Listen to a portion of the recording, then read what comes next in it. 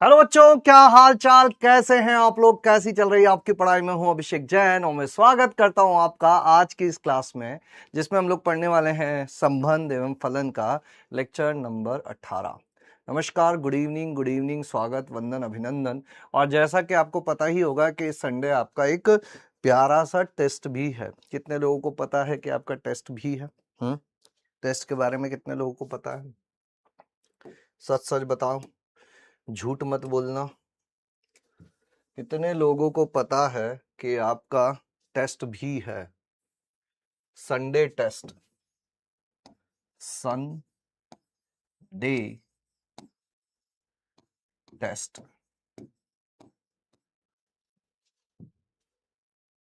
पता है भी कि नहीं पता है? पता है ना? तो पढ़ाई भी कर रहे होंगे। अगर पता है तो पढ़ाई भी कर रहे होंगे।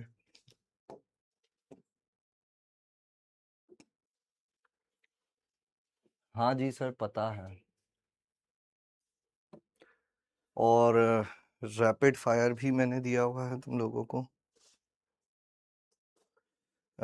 लक्ष्य जेई हिंदी 2027 कम्युनिटी लक्ष्य teacher feeds rapid fire number 10, 125 comment आए हैं, ऑल करेक्ट सर।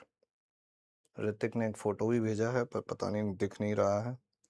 श्याम ने डन लिख दिया, नैना ने डन लिख दिया, Aman, Avinash, Kaushal, Rohit, Nihal, Prince, Himesh, Saurabh, Leeladhar, Manmohan, Diksha, Akshay. Late but done sir, रोज रैपिड फायर करता हूं तो कमेंट नहीं करता, आज से रोज कमेंट करूंगा। वेरी गुड, हाँ अच्छा किया। जय, विशाल, साक्षी, बहुत सारे लोगों ने किया है।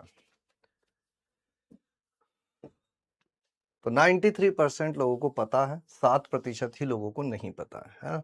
अब कुछ कुछ बातें और भी कर लेते हैं अपन, क्योंकि अब समय आया है और आप और हम आमने सामने हैं, तो ये बातें होना जरूरी है। देखो, एक चीज कुछ लोगों के दिमाग में आ रही होगी कि ये चैप्टर थोड़ा सा लंबा है ना? और उसका कारण सिंपल सा ये है कि मैं तुम्हें बहुत सारी पुरानी चीजों से भी अवगत करवा रहा हूँ, बिना उसके नहीं हो पाता। हमने बहुत दिनों से 11वीं की द्विघात वाली चीजें, बहुपद वाली चीजें, त्रिकोणमिति, लघु गुणक, नाना प्रकार की चीजें पढ़ी हैं, और इसी वजह से अपना जो चैप्टर है वो थोड़ा सा लंबा भी जा रहा है। धैर्य बनाए रखना, है ना? बहुत सारे लोग जो हैं वो धैर्य खो देते हैं। लंबी चीजों में अक्सर लोग धैर्य खो दिया करते हैं। ये मानो कि छोटे छोटे चैप्टर खत्म हो गए हैं, द्विघात वाला एक चैप्टर खत्म हो गया, त्रिकोणमिति वाला एक चैप्टर खत्म हो गया, संबंध वाला एक चैप्टर खत्म हो गया, लॉग वाला एक चैप्टर खत्म हो गया, प्रांत वाला एक चैप्टर खत्म हो गया। अब अपन परिसर वाले चैप्टर पे आ गए हैं। अगर छोटे छोटे टुकड़ों में पढ़ाई करोगे तुम्हें अच्छा लगेगा। कल की कक्षा में कुछ मैंने ऐसे सवाल लेने की कोशिश की थी जो लेवल अप वाले थे। आप में से बहुत लोगों ने उनको समझने की कोशिश भी की। कुछ लोगों को त्रिकोणमिति से उतना ज़्यादा लगाव नहीं था, तो वो थोड़ा सा घबराए भी थे। लेकिन ये होना स्वाभाविक है। इससे हम लोगों को किसी भी प्रकार का खुद के मन में ये नहीं बनाना है कि मुझे तो आता नहीं है, या मुझसे होगा नहीं, या मुझे समझ में नहीं आ रहा है। गणित जेई की बहुत बड़ी है, उसमें से एक चैप्टर का एक टॉपिक नहीं आने से कोई बहुत बड़ा काम नहीं हो जाएगा। पहली बात तो ये। अब मैं ये क्यों बोल रहा हूं? क्योंकि हम इस चीज को लेके घबराए नहीं। लेकिन दूसरी चीज ये समझो कि अभी जब हम लोग पढ़ाई कर रहे हैं तो हमें सारी चीजें पढ़नी है। जब सिलेबस खत्म हो जाएगा उस दिन हम डिसाइड करेंगे कि हमारे लिए कौन सा चैप्टर, कौन सा टॉपिक अच्छा है या नहीं है। आज तो हमें पूरी ईमानदारी से अपना 100% हर चीज के लिए देना है। अब चूंकि तुम लोगों का संडे टेस्ट आ रहा है, तो मैंने सोचा कि हल्की फुल्की सी चीजें, शॉर्ट नोट्स टाइप या माइंड मैप्स टाइप तुम्हें दे दिए जाए, है ना? जैसे सारणिक का मैं दे चुका हूं। सारणिक का और आव्यूह का तुम लोगों को मिला हुआ होगा। कितने लोगों को मिला हुआ है सारणिक और आव्यूह का? सारणिक और आव्यूह के शॉर्ट नोट्स कितने लोगों को मिले हुए हैं? सारणिक और आव्यूह के शॉर्ट नोट्स, ये कुछ गड़बड़ हो गई है यहाँ पर, है ना? ये कुछ कोई युग्म नहीं, युग्म होना चाहिए, ये सही से छपा नहीं है। या फिर ये यहाँ पर इस पे नोट पे लेने में जो है वो दिक्कत हो गई है। लेकिन इसी तरह से जैसे ये किसका है, अपना संबंध का है ना। अभी यहाँ मैं भेज दूंगा, कुल मिला के अभी चिंता मत करो, मैं भेज दूंगा, है ना। तो सारणिक और आव्यूह के शॉर्ट नोट्स मिल चुके हैं तुम लोगों को। सारणिक और आव्यूह के माइंड मैप्स जो मैंने भेजे थे, सारणिक और आव्यूह के, डिटर्मिनेंट और मैट्राइसेस के। मैट्राइसेस के नहीं मिले हैं, मैंने टेलीग्राम पे भेज दिए थे। एक ड्राइव है, एक गूगल ड्राइव है जिस पर सारी चीजें मैंने अपलोड की हुई है, उसकी लिंक मैं बता दूंगा। उसमें मैं सारे क्यूओटीडी भी डाला हुआ हूँ, सारे रैपिड फायर भी डाला हुआ हूँ, सारे क्यूओटीडी और सारे रैपिड फायर उसमें डले हुए हैं, सारे रैपिड फायर और सारे क्यूटीडी डेली रैपिड फायर वहां पर भी अब मैं डाल दिया करूंगा। आज ही मैंने उस ड्राइव को अपडेट किया है, आज तक के सारे क्वेश्चन ऑफ द डे उसमें डाल दिए हैं, आज तक के सारे रैपिड फायर उसमें डाल दिए हैं। और अच्छी बात यह है कि उसमें 11वीं के रैपिड फायर, 11वीं के क्यूटीडी भी डल रहे हैं। तो अगर आप साथ में 11वीं की चीजें भी करना चाहते हो तो वो भी कर सकते हो, है ना। और जो 100 लेक्चर वाली बात हुई थी वो मैंने बोला ही था कि कल मेरी तबीयत उतनी ठीक नहीं थी तो मैं कल रिकॉर्ड नहीं कर पाया था। आज क्लास के बाद मैंने सोचा है कि मैं रिकॉर्ड कर दूंगा और कोशिश यही है कि कल से तुम्हें वो चीज़ें मिल जाएंगी, ठीक है। टेलीग्राम यूज़ नहीं करते हैं तो कम्युनिटी पे एक्चुअली वो फाइल बहुत बड़ी है। अरे ये क्या हो गया, फाइल बहुत बड़ी है। 65% लोगों को मिल गए हैं, है ना। अब जैसे ये एक संबंध जो अपना पार्ट हो गया है इस चैप्टर का, उससे रिलेटेड चीजें हैं। संबंध में क्या क्या पढ़ा था अपन ने, क्रमित युग्म, कार्तीय गुणन, समुच्चय की परिभाषा, कुल संबंधों की संख्या। फिर दूसरे नंबर पर प्रांत क्या होता है, जो संबंध होता है उसमें प्रथम अवयवों का समुच्चय, परिसर द्वितीय अवयवों का समुच्चय, कोडोमेन सह प्रांत समुच्चय बी होता है, और प्रतिलोम फलन क्या होता है। संबंधों के प्रकार, रिक्त संबंध किसे कहते हैं, सार्वत्रिक, तत्समक, स्वतुल्य, प्रत्येक अवयव स्वयं से अनिवार्यता संबंधित हो। सम्मित संबंध की परिभाषा यहाँ पे कुछ गड़बड़ हो गई है, मैं नया भेज दूंगा। संक्रामक संबंध किसको कहते हैं, तुल्यता संबंध किसको कहते हैं, और संबंधों की संख्या कितनी होती है, ए से ए में है तो कितनी होती है, और ए से बी में है तो कितनी होती है ना। ऐसे छोटे छोटे से टॉपिक वाइज माइंड मैप और शॉर्ट नोट्स में तुम्हें दे दूंगा। जैसे ये संबंध का हो गया, अगला जैसे द्विघात और बहुपद का मैं तुम्हें दे दूंगा। त्रिकोणमिति के कल फॉर्मूला की बात हो रही थी, आराध्य बार बार बोल रहा था कि फॉर्मूला शीट दो, फॉर्मूला शीट दो, तो मोस्ट प्रोबेबली मैं कल वो चीजें भी तुम्हें दे दूंगा। लॉग के गुणधर्म वाले और ग्राफ वाली चीजें दे दूंगा।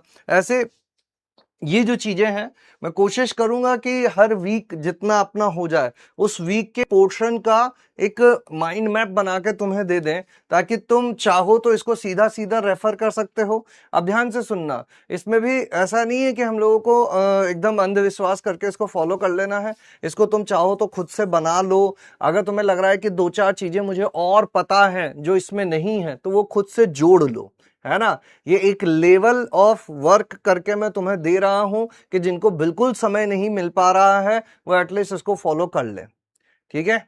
ऐसे अब मैं चैप्टर खत्म होने का इंतजार नहीं करूंगा, क्योंकि ये चैप्टर अपना बहुत बड़ा हो जा रहा है और कुछ लोग बीच में भटक जा रहे हैं। तो जैसे जैसे अपना टॉपिक कंप्लीट होता जाएगा, जैसे जैसे मेजर टॉपिक कंप्लीट होता जाएगा, वैसे वैसे मैं तुम्हें देते चला जाऊंगा, ठीक है। चलिए अब इसी के साथ अपन आज की कक्षा को शुरू करते हैं।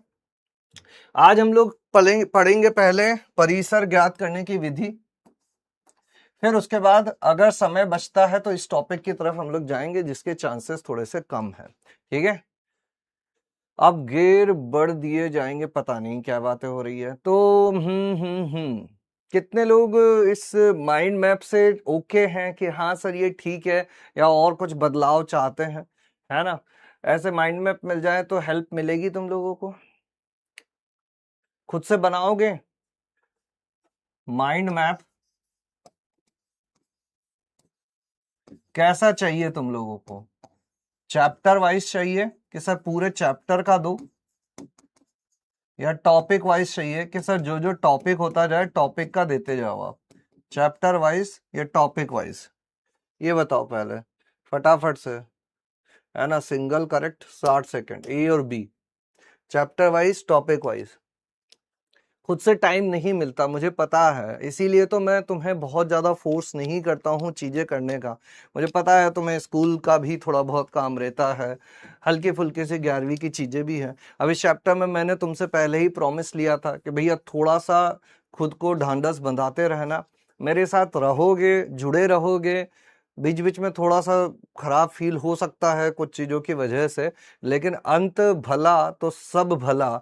जब लास्ट में तुम्हें रिजल्ट देखने को मिलेगा तो तुम्हें अच्छा ही लगेगा, है ना। और मैं ऐसा तो है नहीं कि पहली बार ये काम कर रहा हूँ, हर साल ये चीज़ें करता हूँ और हर साल पिछले साल से बेहतर करने की कोशिश करता हूँ। लास्ट ईयर तक तुम देखोगे तो ये जो माइंड मैप्स टॉपिक वाइज बनाया मैंने, मैं नहीं देता था, रैपिड फायर में नहीं देता था, ज़रूरत समझते हुए उस हिसाब से चीज़ें क्रिएट कर रहा हूं मैं, है ना। तो अभी तक तो मैं चैप्टर वाइज दे रहा था, अब से मैं टॉपिक वाइज देने की कोशिश करूंगा, है ना। टॉपिक वाइज पर ही है, कुछ लोग सीओडी वाले भी हैं और कुछ लोग चैप्टर वाइज भी चाहते हैं। तो भाई जो चैप्टर्स वाइज चाहते हैं वो ये टॉपिक टॉपिक इकट्ठा करके लास्ट में देख सकते हैं, ठीक है। टॉपिक वाइज डिस्ट्रक्शन 11th के भी मिल जाएंगे, 11th वाले बच्चों का भी बेसिक ऑफ मैथमेटिक्स खत्म ही हुआ है, 11th की चीजें भी मैं दूंगा। बस थोड़ा सा तुम मेरे ऊपर भरोसा बनाए रखना, है ना। थोड़ा सा विश्वास रखोगे ना तो तुम्हारे ये गुरुजी तुम्हारे लिए अच्छी चीजें करेंगे।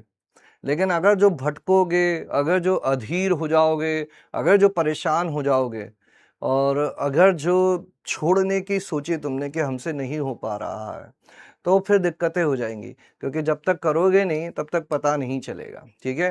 हाँ, 100 लेक्चर वाली चीजें भी लेकर आए हैं, सारी चीजें ला रहा हूं मैं, ठीक है। हाँ चलिए, बुक की बातें भी करेंगे, उस पर भी आएंगे, लेकिन अभी कोई प्रॉमिस नहीं करेंगे। परिसर ज्ञात करने की विधियां, चलो एक नई शुरुआत करते हैं। आज की क्लास नई शुरुआत, कितना भी कठिन हो समय, खुद से उठकर आगे बढ़ना पड़ता है, हमें एक बार फिर से रीस्टार्ट करना पड़ता है। हार मान जाना कोई विकल्प नहीं है, हार मान जाना कोई विकल्प नहीं है।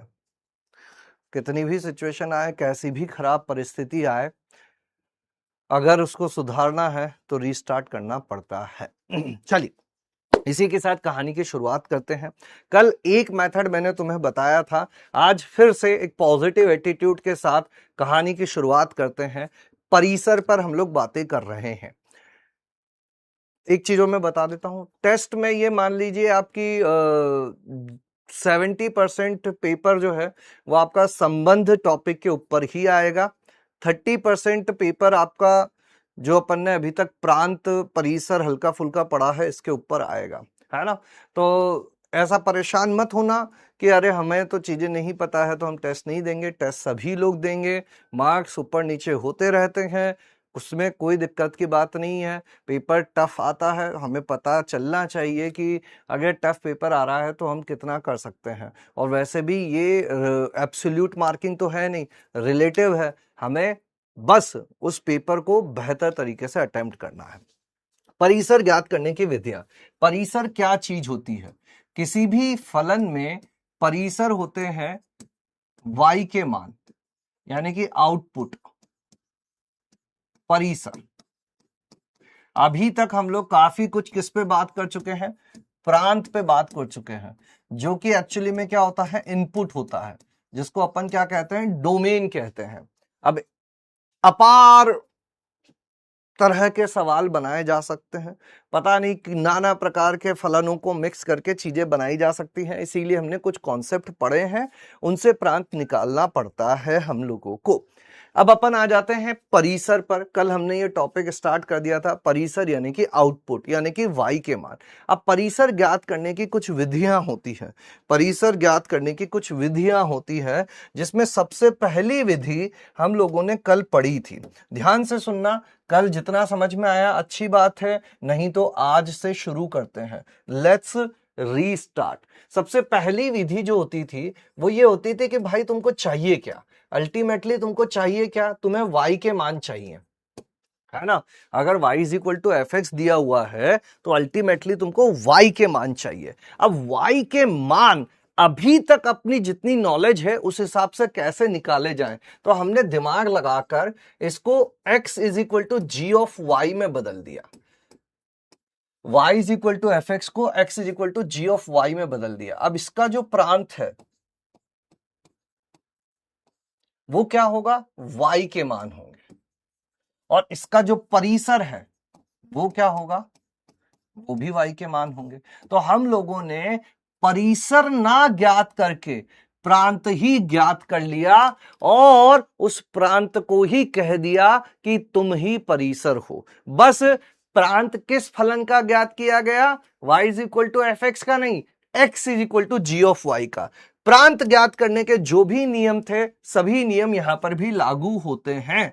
जैसे सबसे पहला सवाल एक मैं फिर से बताता हूं, जिन लोगों को हल्की फुल्की सी इधर उधर तकलीफ हो उनके लिए। देखो कैसे किए जाते हैं सवाल। मान लीजिए आपको दिया गया है y is equal to x minus one upon x minus four. आपको कहा गया इसका परिसर ज्ञात करो। क्या कहा गया, परिसर ज्ञात करो। अब हमें परिसर ज्ञात करना तो आता नहीं है, हमें क्या ज्ञात करना आता है, प्रांत ज्ञात करना। अगर इस फलन का मैं तुमसे प्रांत पूछूं तो इस फलन का प्रांत तुम कैसे बताओगे, सर x के मान क्या होते हैं, ऊपर बहुपद नीचे बहुपद, नीचे वाला बस शून्य नहीं होना चाहिए, तो जहां नीचे वाला शून्य हो रहा है मैं उसको हटा देता हूं। प्रांत ज्ञात करना हमको आता है। अब x और y से हमको थोड़ी ना लेना देना है, हमें तो कॉन्सेप्ट से लेना देना है। कॉन्सेप्ट क्या कहता है कि जो इनपुट है वही प्रांत होता है। इनपुट यहां x है तो प्रांत x के मान होंगे। अब हमने दिमाग लगाया और इसको थोड़ा सा बदलाव किया। कैसे बदलाव किया, इसको इधर गुणा किया, x y minus four y is equal to x minus one. इसको इधर भेजा तो x y minus x is equal to four y minus one.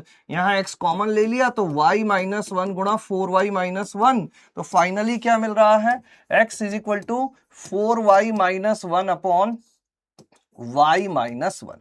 अब देखो इस फलन के लिए इनपुट क्या हो गया y, आउटपुट क्या हो गया x। हमें क्या बताना है, इसकी प्रांत मतलब इसका इनपुट क्या क्या हो सकता है। तो इसका इनपुट क्या क्या हो सकता है कि सर अगर इस फलन के लिए बात कर रहे हो ऊपर बहुपद नीचे बहुपद, इसके प्रांत में इसके इनपुट में y के मान जा रहे हैं और वो y के मान सभी वास्तविक संख्या हो सकता है एक्सेप्ट वन। ये है इसका प्रांत, और जो इसका प्रांत होता है वो इसी के लिए क्या होता है, परिसर होता है। मतलब y is equal to f x के परिसर की अगर मैं बात करूं तो वो किसके बराबर होगा, x is equal to g y के प्रांत के बराबर होगा, क्योंकि दोनों मान किसको बता रहे हैं, y को ही बता रहे हैं। तो ये हो जाएगा सभी वास्तविक संख्या एक्सेप्ट वन। क्या ये बात क्लियर है, अभी क्लैरिटी आ गई हम लोगों को, थोड़ा सा बेहतर हुई अंडरस्टैंडिंग। कल दिमाग थोड़ा सा हैंग हो गया था, वो एक मैंने बड़ा सा सवाल तुम्हारे सामने परोस दिया था।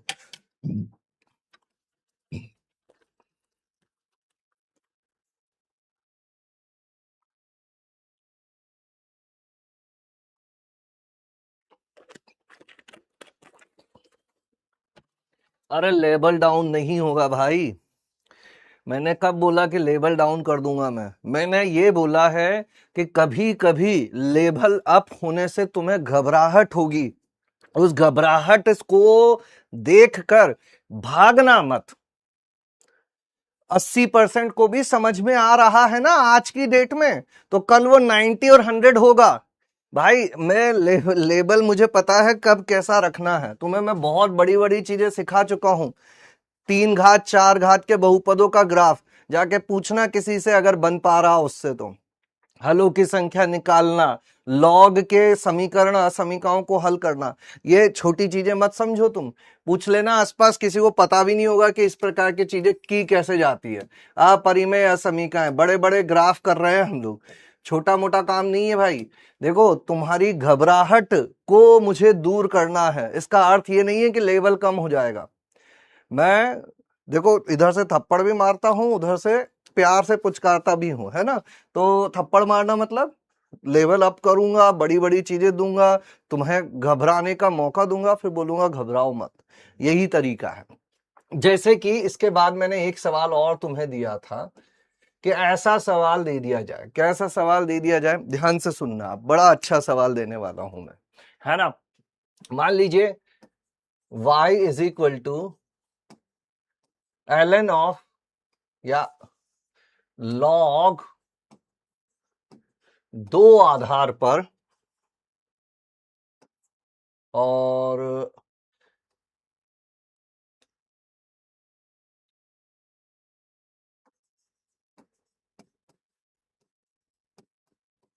ये दिया हुआ है। अब बताओ इसका परिसर क्या होगा, है ना। तुम्हें करना क्या है, पहले इस पूरे को x is equal to ji of y में लेकर आना है, और उसके लिए एक स्टेप मैं लिख के दे देता हूं, क्योंकि ठीक है कोई दिक्कत की बात नहीं है ना।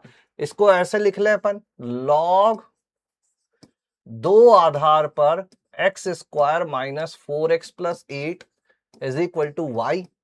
लॉग हटाने पे धक्का दिया जाता है। अगर लॉग वाली चीजें तुमने मेरे साथ फॉलो की होंगी तो ये बात पता होगी। इसको 2 की घात y लिख सकते हैं, और ये हो जाएगा x square minus 4x plus 8 minus 2y is equal to 0। अब करो, अब इसमें भी तुम स्मार्टली बस वो अंडर रूट के अंदर की चीज को धनात्मक करना है, इस चीज को समझ सकते हो। करो, ऑप्शंस में देता हूं तुम्हें।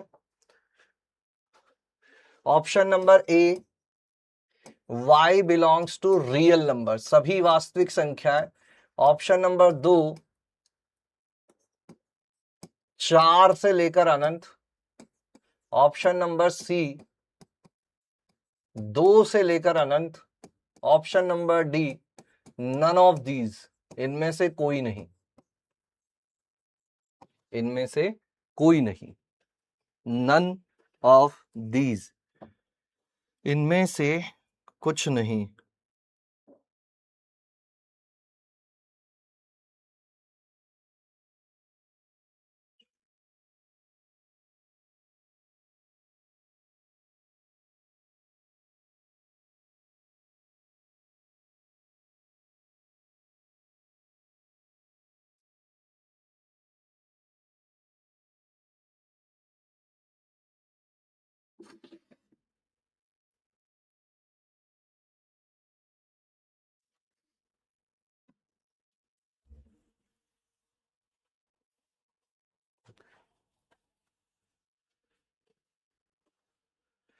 ए बी सी डी करो।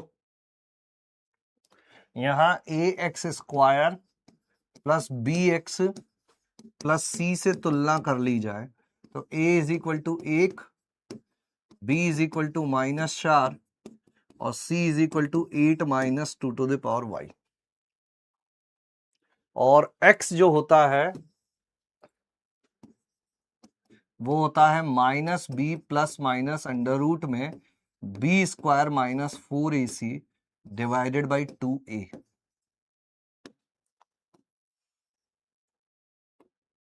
मैक्सिमम सवाल तो इस तरह से हो जाते हैं, कभी कभी दिक्कत आती है, उसको भी अपन देखेंगे कि अगर ऐसा नहीं हो पा रहा है, ऐसी चीजें नहीं हो पा रही है तो क्या करें। अगर ऐसा नहीं हो पा रहा है तो क्या करें।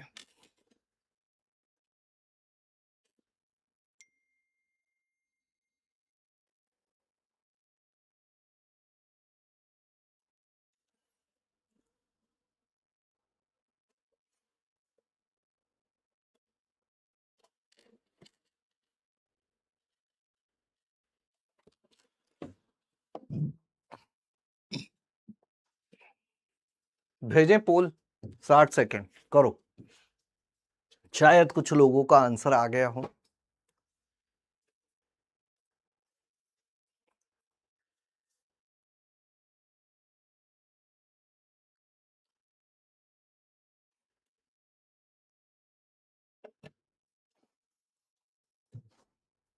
यही समय है धीरज धरना, उजियारा आने वाला है, रात के घेरे ढलने हैं, सूरज आने वाला है। चलो यहाँ पे कुछ कुछ बातें करते हैं।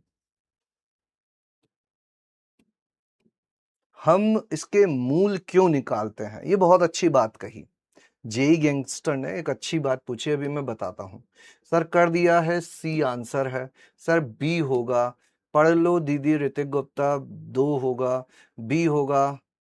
सही हो गया, मेरा नाम ले लेना प्लीज, गलत पर भी ठीक है। Pushpendra Sharma, Pranshu Yadav, y belongs to R. Sir मैं अभिषेक जैन सर से कैसे बात कर सकता हूँ? सर एक्स की जगह वाई क्यों कर दिया? एक कैसे आया सर? सर लेवल अप कर दीजिए, लेवल अप ही है पगलो।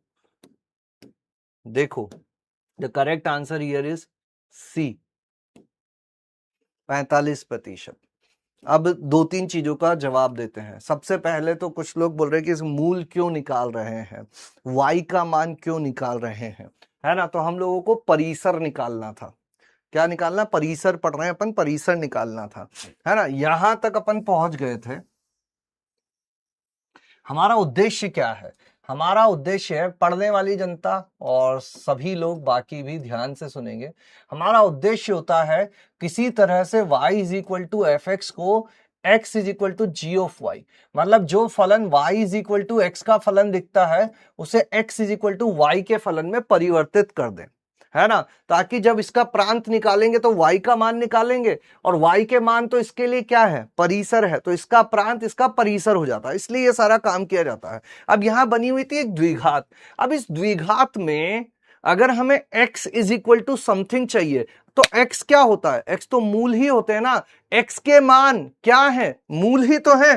तो x का मान इसलिए निकाला गया ताकि x के सामने एक y का फलन आ पाए। y का फलन क्या आएगा? Minus minus plus under root b square 16 minus 4a, और c की जगह लिखा हुआ है 8 minus 2 to the power y और डिवाइडेड बाई 2a। अब पढ़ने वाली जनता यहां ध्यान से सुनो, हर बार पूरा पूरा लिखने की जरूरत नहीं है। अगर इस फलन को परिभाषित होना है तो हमें पता है कि बस अंडर रूट के अंदर की चीजें धनात्मक कर दी जाए, क्योंकि बाकी जगह तो वैसे भी क्या लिखी हुई है? संख्या लिखी हुई है। यहां क्या हो जाएगा? 16 माइनस 8 चौक 32 प्लस 4 गुणा 2 की घात वाई बटे 2। अभी पूरा पूरा बार बार मैं क्यों लिखूं? ये हमारा फलन आ गया, x is equal to ji of Y आ गया। क्या आ गया? G of Y. G of Y आ गया sir 4 plus minus under root, और चाहो तो यहां पर लिख दें 4 गुणा 2 की घात y, और ये 16 में से 32 गया तो माइनस का 16 बटे 2। अल्टीमेटली यह फलन हमें प्राप्त हुआ। इस फलन का क्या निकालना है? प्रांत निकालना है, क्योंकि इस फलन के लिए इनपुट हो गया y और आउटपुट हो गया x। प्रांत कैसे निकाला जाता है?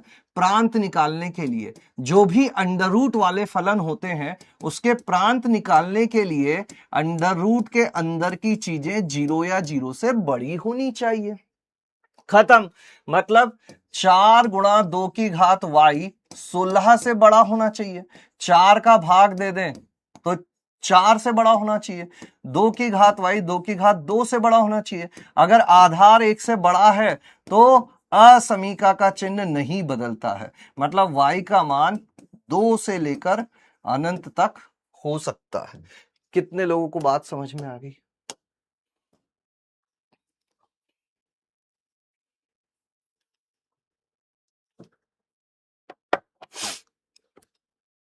बहुत सारे तरीकों से मैं तुम्हें चीजें सिखा सकता हूं, बस तुम फोकस होके क्लास सुनते रहो।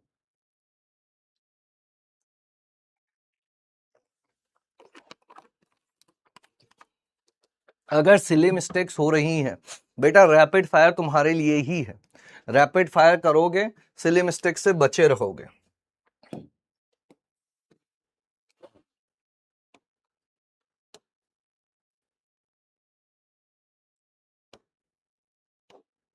%96, वेरी गुड।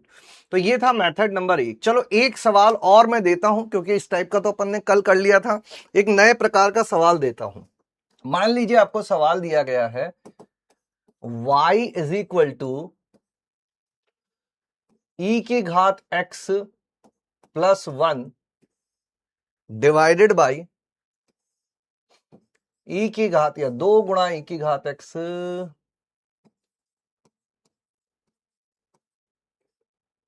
-3 करो। अब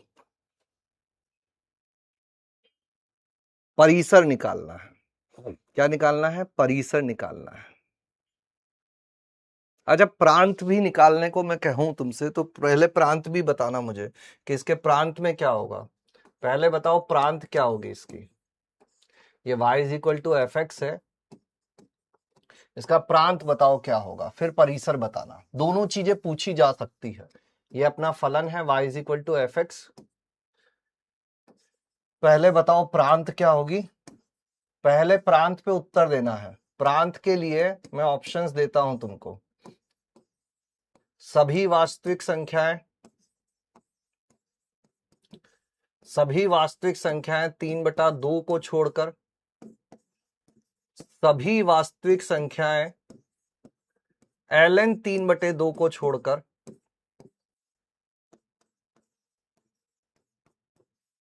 सभी वास्तविक संख्याएं 3 को छोड़कर।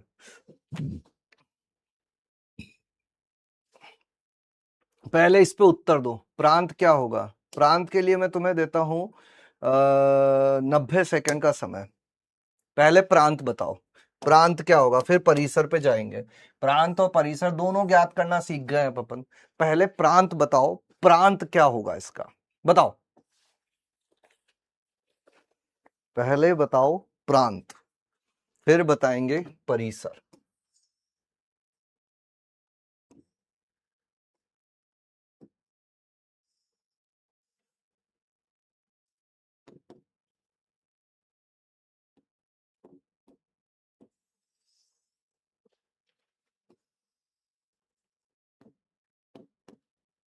ए बी सी डी, चलो तब तक यहां बातें करते हैं।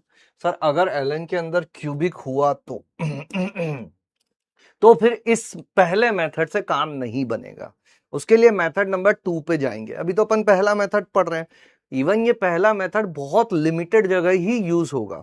अभी अपन को 4 मेथड पढ़ने हैं। पहला पढ़ा है, दूसरा है फलन के अंदर फलन, तीसरा है प्रांत की सहायता से परिसर, चौथा है ग्राफ, और उसके अलावा कुछ स्पेशल टाइप के भी आते हैं। तो टोटल मिला के 5 तरीके हैं। पहला पढ़ा है, पहले से नहीं हुआ काम, दूसरे मेथड पे जाएंगे। दूसरे से नहीं हुआ, तीसरे पे जाएंगे। तीसरे से नहीं हुआ, चौथे पे जाएंगे।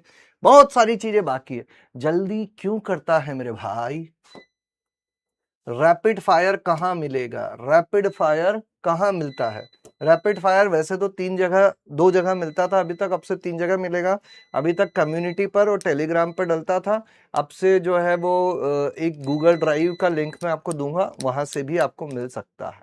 ठीक है, हाँ। तो द करेक्ट आंसर इज आबरा का डाबरा गिली गिली छू, सी। 50% के आसपास। कुछ लोगों ने बी भी लगाया है, कुछ लोगों ने ए भी लगाया है, कुछ लोगों ने डी भी लगाया है। अलख पांडे, बहुत सुंदर। देखो ध्यान से सुनना, पहले अपन प्रांत को समझते हैं। प्रांत में हमने क्या चीजें सीखी थी कि जब भी एक फलन बटे दूसरा फलन आ जाए, सुनना ओ भाई, जब भी एक फलन बटा दूसरा फलन आ जाए तो क्या करना होता है। पहले प्रांत का सॉल्यूशन तुम्हें सिखाता हूं। F of X is equal to E की घात एक्स प्लस 1 डिवाइडेड बाई 2 गुणा ई की घात एक्स -3। देखो कैसे किया जाता है। ऊपर वाले फलन का प्रांत क्या है? ऊपर वाले फलन का प्रांत क्या है? ई की घात एक्स। ई की घात एक्स कब परिभाषित है? सदैव परिभाषित है।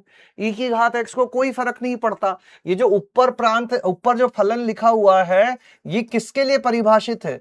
सदैव वास्तविक संख्याओं के लिए, सभी वास्तविक संख्याओं के लिए परिभाषित है, सदैव परिभाषित है। चर घातांकीय फलन ई की घात एक्स, ए की घात एक्स, इनका प्रांत सभी वास्तविक संख्याएं होती है। केवल नीचे नीचे वाला फलन देखोगे तो ये 2 गुणा ई की घात एक्स -3, ये भी सदैव परिभाषित है। भाई इसमें क्या नहीं रख सकते? सब कुछ रख सकते हो। दिक्कत कहां है? नीचे वाली चीज 0 ना हो। तो हम क्या करेंगे? अगर एफ एक्स का प्रांत चाहिए तो ऊपर वाले का प्रांत सभी वास्तविक संख्या, नीचे वाले का प्रांत सभी वास्तविक संख्या, और इसमें से क्या हटा देना है, वह x के मान जहां नीचे वाली चीज शून्य हो जाती हो। बस यही काम करना है ना। ऊपर वाला हमेशा परिभाषित बहुपद की तरह ही तो हो गया, ऊपर वाला सदैव परिभाषित, नीचे वाला सदैव परिभाषित। दिक्कत कहां है, जब नीचे वाला फलन जीरो हो जाए तो उसको जीरो कहां होता है अलग से देख लो, और सभी वास्तविक संख्याओं में से उसको हटा दो। तो इस नीचे वाले को जीरो करोगे तो क्या आएगा, इधर साइड में कर लें क्या, 2 गुणा e की घात x माइनस 3 को जीरो किया तो 2 गुणा e की घात x इज इक्वल टू 3 हो गया, यानी e की घात x इज इक्वल टू 3/2 हो गया। दोनों तरफ log ले लिया जाए तो ln e की घात x is equal to ln 3/2, और ln और e आधार एक समान है, log e कितना हो जाता है, 1 हो जाता है ना। तो ये कितना हो जाएगा, x is equal to ln 3/2। मतलब ये चीज जीरो कब होगी, जब x ln 3/2 होगा। तो ln 3/2 को बस हटा देना है ना। ln का मतलब समझते हो ना तुम, ln x मतलब होता है log e आधार पर, तो e आधार पर e लिखेंगे तो वो 1 हो जाता है। क्लियर है क्या, कितने लोगों को ये वाली बात समझ में आ गई। प्रांत जिन लोगों को क्लियर हो गया है वो परिसर निकालने के लिए निकल पड़े, प्रांत जिनको समझ में आ गया है वो परिसर निकालने के लिए निकल पड़े, गाड़ी रोक के ना रखें। हमने क्या ढूंढ लिया, नीचे वाली चीज जीरो कहां हो रही है। बोलो मजा आ गया क्या, यस हो के 100% क्लियर। आग लगा के दिल बना दो और सफेद कबूतर उड़ा दो, क्योंकि पीस हो गया है। क्या हो गया है, पीस, डन डना डन। ओके, परिसर कैसे निकालें, अभी तक हमने मेथड ही एक ही पढ़ा है, तो और कुछ आता ही नहीं है हमको, और कुछ आता ही नहीं है हमको। ये लॉग के गुणधर्म है, आगे आ जाती है घात, घात आगे आ जाती है, अंदर ln e आधार पर 1 हो जाया करता है। ठीक है, छोटी छोटी मगर मोटी बातें। 93, वेरी गुड। अब आ जाते हैं अपन इस चीज पर, किस चीज पर, परिसर पर। किसके सर पर, परिसर पर। y is equal to e की घात x प्लस 1 बटे 2 गुणा e की घात x माइनस 3। क्या करें, वज्र गुणा कर देते हैं। 2 गुणा e की घात x गुणा y minus 3y is equal to e की घात x प्लस 1। e की घात x वाली चीजें एक तरफ ले आओ, माइनस e की घात x ये इधर भेज दो, e की घात x उभयनिष्ठ ले लो, 2y minus 1 is equal to 3y plus 1 आ गया। आखिरी में e की घात x is equal to 3y plus 1 upon 2y minus 1। अगर e की घात x ये है तो फिर x इज इक्वल टू क्या हो जाएगा, log e आधार पर 3y plus 1 upon 2y minus 1। और हर log क्या कहता है, हर log ये कहता है कि उसके अंदर की चीजें धनात्मक रहनी चाहिए। अल्टीमेटली हमको क्या मिला, x is equal to ln log base e मतलब ln 3y plus 1 upon 2y minus 1। अर्थात इसका प्रांत अगर तुम्हें निकालना है, ये हो गया g ऑफ y, तो log के अंदर की चीजें कैसी कर देनी है बताओ। अब करो इसके बाद, ये एक लॉग वाला फलन बन गया। लॉग वाले फलन का प्रांत परिसर निकालना तो तुम लोग जानते ही हो। फटाफट फटाफट फटाफट फटाफट करते जाओ करते जाओ करते जाओ करते जाओ करते जाओ।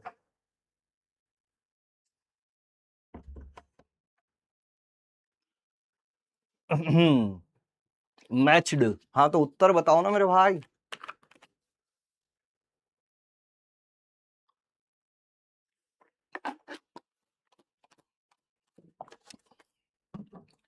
लॉग के प्रांत के लिए, लॉग का प्रांत क्या कहता है, लॉग का प्रांत कहता है कि लॉग के अंदर की चीजें कैसी रहनी चाहिए, धन आत्मक, धन आत्मक।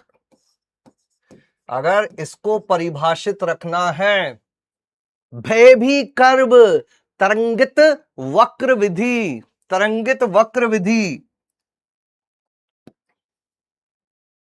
ऑप्शंस देता हूं। परिसर होगा सर माइनस अनंत से 1/2 यूनियन माइनस 1/3 से अनंत, या फिर सर परिसर होगा माइनस अनंत से माइनस 1/3 यूनियन 1/2 से अनंत, या फिर सर परिसर होगा माइनस 1/2 से 1/3 या y y y y y y y y y y. चौथा ऑप्शन परिसर होगा माइनस 1/3 से 1/2। A B C D and आपके पास है 60 सेकंड, मात्र 60 सेकंड। भेभी कर्व, संख्या रेखा,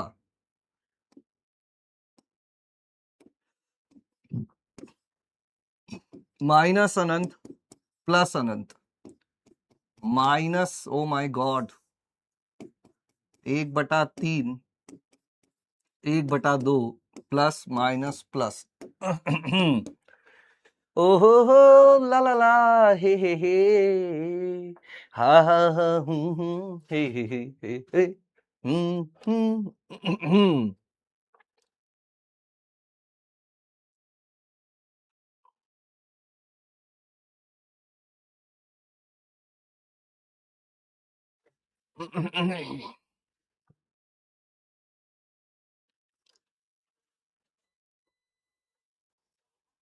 एंड द करेक्ट आंसर इसके हिसाब से जो होना चाहिए वो होना चाहिए बी।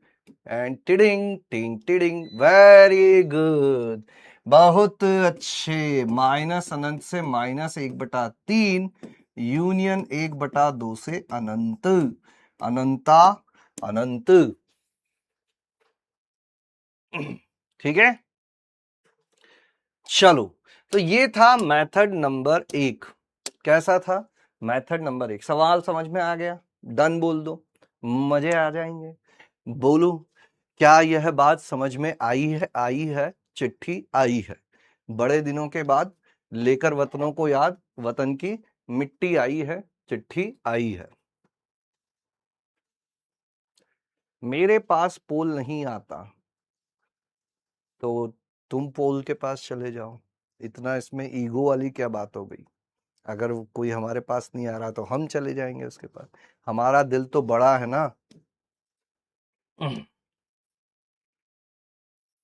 अरे ये ऐसे 3 बिंदी, ये सब पोल का ये चिन्ह होता है, इस पे क्लिक कर लिया करो ऐसे, है ना, साइड में ऊपर होता है ये। ठीक है, 94%, वेरी गुड।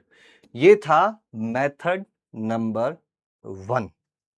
अब आ जाते हैं अपन मेथड नंबर 2 पर। मेथड नंबर 2 पर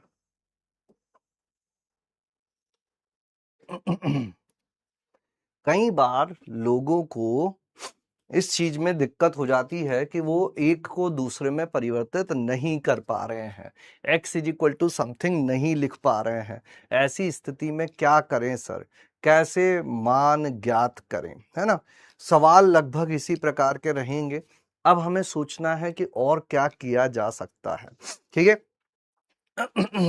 देखो, मान लीजिए अभी कोई लिखेगा नहीं, कोई भी लिखेगा नहीं, है ना। एक उदाहरण की सहायता से मैं तुम्हें समझा रहा हूं।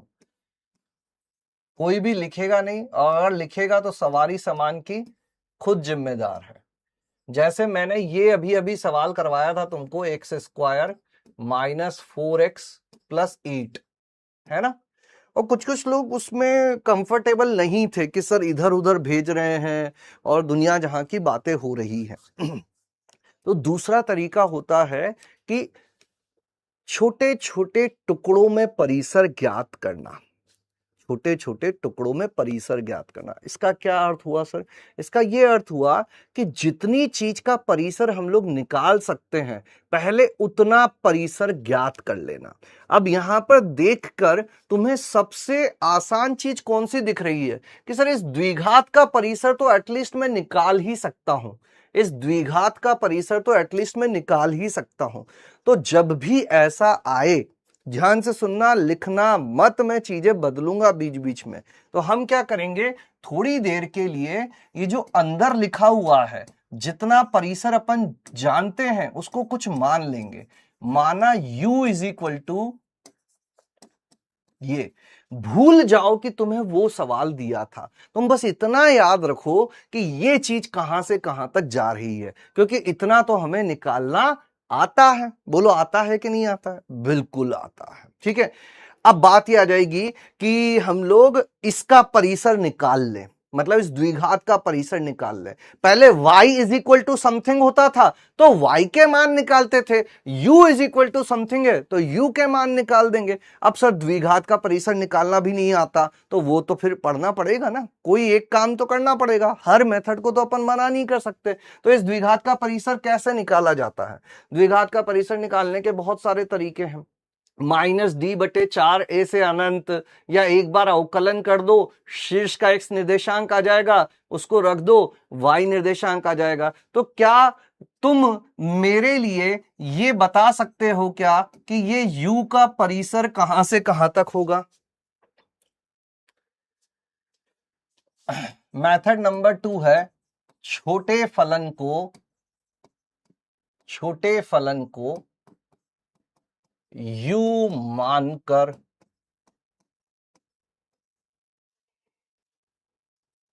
क्या होगा बताओ।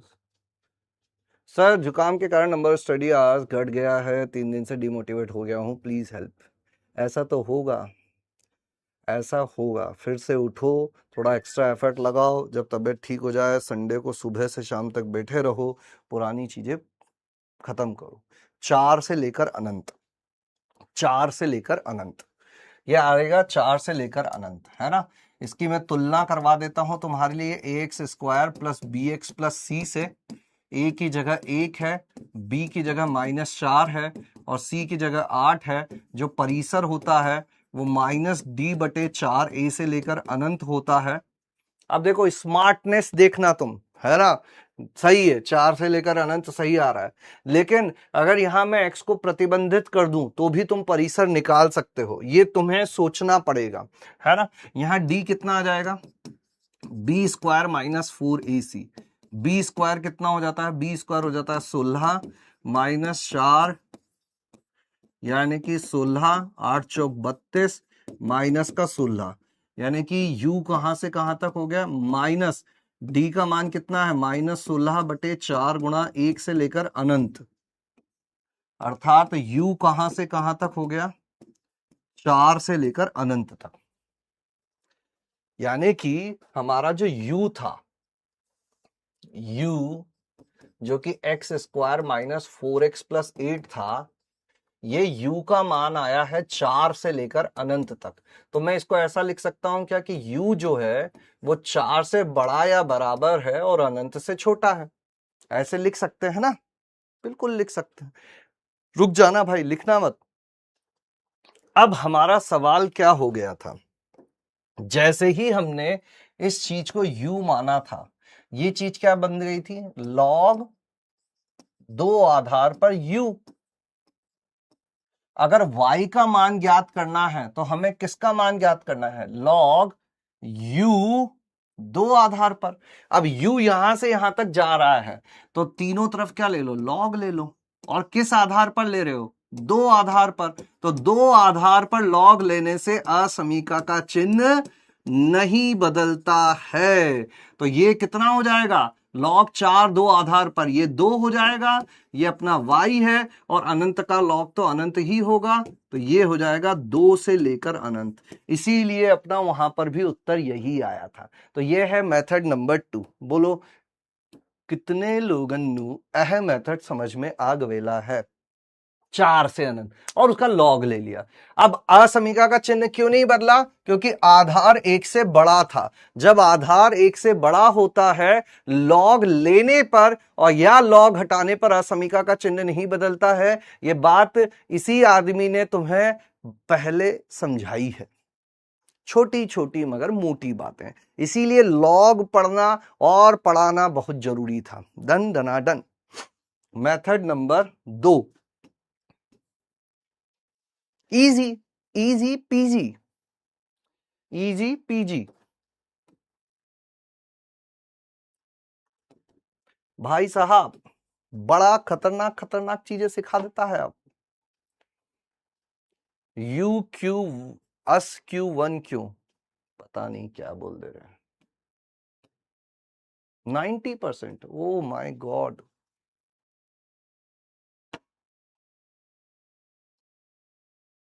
क्या दिक्कत आई? चलो एक बार फिर से दोहराता हूं, है ना, एक बार फिर से दोहराता हूं। यहां पर था लॉग के अंदर एक द्विघात। सुनना, अगर सीखना तुमने लिखा है बीच में 101%, तुम भटके हो तभी यह हुआ है, नहीं तो इस सवाल में इतना दम नहीं था जिसके लिए 10% लोग बोल दें कि हमको समझ में नहीं आया। y is equal to log 2 आधार पर, और ये चीज लिखी हुई थी। हमें y के मान बताने थे, तो हमने सोचा कि चलो क्यों ना पहले ये अंदर वाली चीज कहां से कहां तक है ये पता कर लें, अंदर वाली चीज कहां से कहां तक है ये पता कर लें, फिर उसका लॉग ले लेंगे तो y का मान मिल जाएगा। बोलो हाँ या ना। छोटे फलन को u मान लिया, इस द्विघात को मैंने u मान लिया। अब मुझे एक चीज बताओ कि अगर साइड में आके मैं तुमसे ये पूछता कि इसका परिसर बताओ, तो क्या तुम मुझे नहीं बता पाते क्या? अगर तुम इसका परिसर मुझे नहीं बता पा रहे हो तो बेटा यहां पर हम लोग इन चीजों को पढ़ना पड़ेगा। इसका परिसर ये होता है और ये सारा काम करने पर अपना मान ये आया था, ये इसका परिसर होता है। अब भाई y is equal to something लिखा था तो y के मान थे। मैंने इस अंदर वाली चीज को अगर u मान लिया, u क्यों माना? अरे y वहां पर भी है, फिर कंफ्यूजन होगा। अंदर वाली चीज को, इस द्विघात को u मान लिया, द्विघात का परिसर निकाला तो पता चला द्विघात का परिसर 4 से अनंत आ रहा है। अंदर वाली चीज 4 से लेकर अनंत तक जा रही है। अंदर वाली चीज 4 से अनंत जा रही है। अगर उसका लॉग लेना है, किस आधार पर? 2 आधार पर, तो सीधा सीधा लॉग ले डाला। क्या असमीका का चिन्ह बदलेगा? नहीं बदलेगा। क्यों? क्योंकि अगर एक संख्या दूसरी संख्या से बड़ी होती है और आधार 1 से बड़ा होता है तो लॉग लेने पर असमीका का चिन्ह नहीं बदलता है। 50 लाख साल पहले यह बात हमने सीखी थी। हमारा अंदर वाला फलन जो कि एक द्विघात है, वो 4 से अनंत तक जा रहा था, उसका लॉग ले लिया। लॉग 4 2 आधार पर 2 होगा। अगर ये बात नहीं पता है, देखो बेटा अब ये थोड़ी थोड़ी चीजें सीखनी पड़ेगी। 4 को लिख सकते हैं 2 का वर्ग, 2 आगे आ जाएगा, लॉग 2 2 आधार पर, ऐसे हुआ ये 4। इसको क्या लिख सकते हैं अपन? 2 2 वर्ग, 2 आगे आ जाएगा, 2 2 आधार पर, 2 2 आधार पर 1 हो जाएगा। इसीलिए इसका मान 2 हो गया। अनंत का लॉग किसी भी आधार पर लोगे 2 अनंत ही आएगा, मतलब y का मान 2 से लेकर अनंत आ गया। क्या ये बात क्लियर हो गई? बोलो फटाफट, क्या यह बात क्लियर है? फिर आगे बढ़ेंगे, शानदार शानदार चीजें करेंगे। ऐसी बात नहीं है भैया, परिसर आहा परिसर बड़ा मजेदार, लाख रुपए की बात। ये सारी बातें ऐसा देखो, ये चीजें देख रहे हो, ये चीजें देख रहे हो तुम। जब हम लोग पढ़ रहे थे इसी दिन के लिए, अगर जो तुमने ये चीज नहीं पढ़ी होती तो आज ये काम कर पाते क्या? वो जो बीच में हमने इतनी मेहनत की है, इतने दिन जो घिसाई की है, वो इसी दिन के लिए की है। अगर हम ये चीज नहीं पढ़ के आते, और जिन लोगों ने ये चीज पढ़ी होगी ना, आज वो कनेक्ट कर पा रहे होंगे कि यहां क्या हुआ है। ठीक है भैया, जेई की पढ़ाई जो है वो ऐसा नहीं है कि अचानक से किसी भी दिन शुरू हो जाए, कनेक्शन बनाना पड़ता है। ठीक है, कनेक्शन, कितने शन? कनेक्शन। चलो एक सवाल और, जनता की भारी मांग पर एक सवाल और। मान लो तुम्हें दिया गया है y is equal to E की घात साइन एक्स, इसका परिसर बताओ। ऑप्शंस देता हूं मैं तुमको। परिसर, परिसर। ऑप्शन नंबर ए, 1 से लेकर ई। ऑप्शन नंबर बी, -1 से लेकर 1। ऑप्शन नंबर सी, 1/e से लेकर ई। ऑप्शन नंबर डी, -अनंत से लेकर 1/e यूनियन ई से लेकर अनंत। बहुत आसान सा सवाल है, सिंपल सा सवाल है। 90 सेकंड का समय है। करो, लगाओ जोर, करो।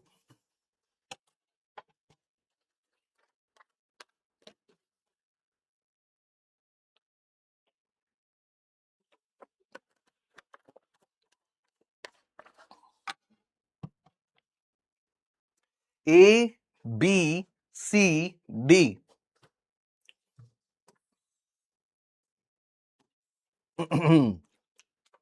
करो।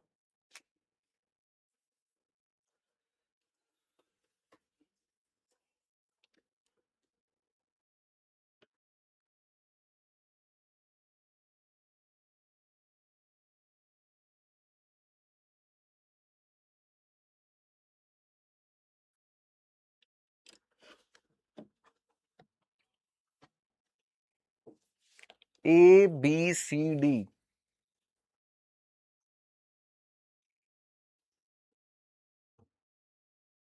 सर ये क्वेश्चन समझ नहीं आते।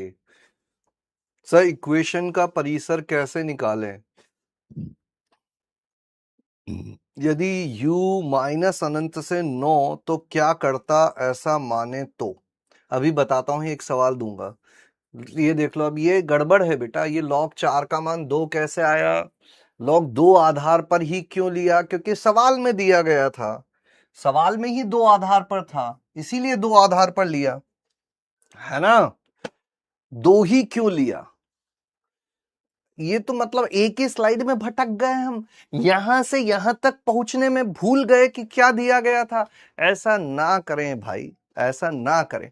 यहां से यहां जाने में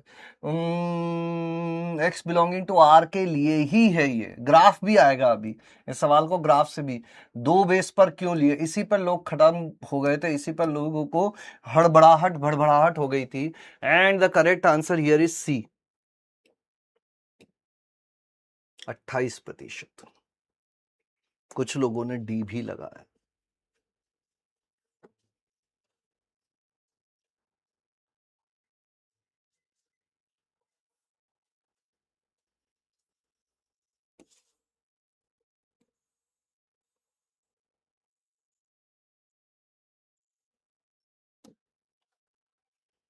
अब अगर सीखना चाहते हो पहली बार में, सारा काम धंधा छोड़कर ध्यान से सुनेंगे।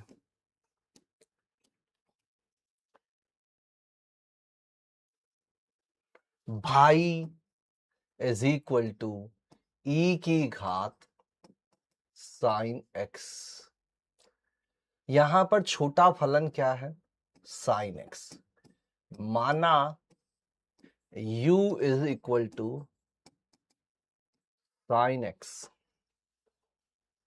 साइन एक्स का परिसर क्या होता है? साइन एक्स का मान कहां से कहां तक होता है? अगर साइन एक्स की बात करें, ऐसे अलग से साइड में आता हूं मैं, और याद करो ये दिन। अब मेरी मेहनत समझ में आ रही है तुमको, क्यों मैं इतनी इतनी क्लास तक तुम्हें त्रिकोणमिति और द्विघात और लॉग और ये सारी चीजें सिखा रहा था, इसी दिन के लिए। अलग से मैं बोलूं तो x का मान होता है सभी वास्तविक संख्याएं, और y का मान हुआ करता था -1 से 1।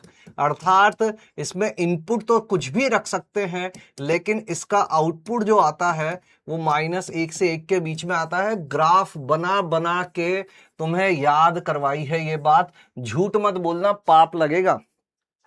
क्या ये बात मैंने तुम्हें नहीं याद करवाई? क्या मैंने तुम्हें त्रिकोणमिति के फलनों के ग्राफ नहीं बताए थे? क्या मैंने नहीं बोला था कि साइन का मान -1 से 1 के बीच में होता है? फिर क्यों गड़बड़ हुई? फिर क्यों गड़बड़ हुई?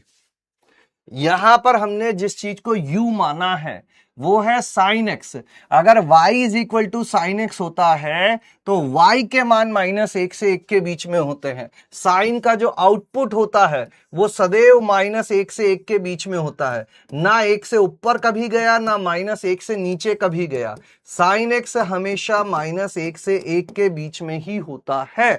अब यहां तुमने u मान लिया, किसको? साइन एक्स को। साइन एक्स -1 से 1 के बीच में होता है, अर्थात हमने जिस चीज को u माना वो -1 से 1 के बीच में है। अगर u -1 से 1 के बीच में है और हमें क्या पता करना है? जैसे ही तुमने इसको u माना, e की घात u पता करना है। अगर u -1 से 1 के बीच में है तो e की घात -1, e की घात u, e की घात 1, e की घात -1 हो गया 1/e, e की घात u हो गया y, ये हो गया e। y is equal to हो गया 1/e से लेकर e, यानी कि c।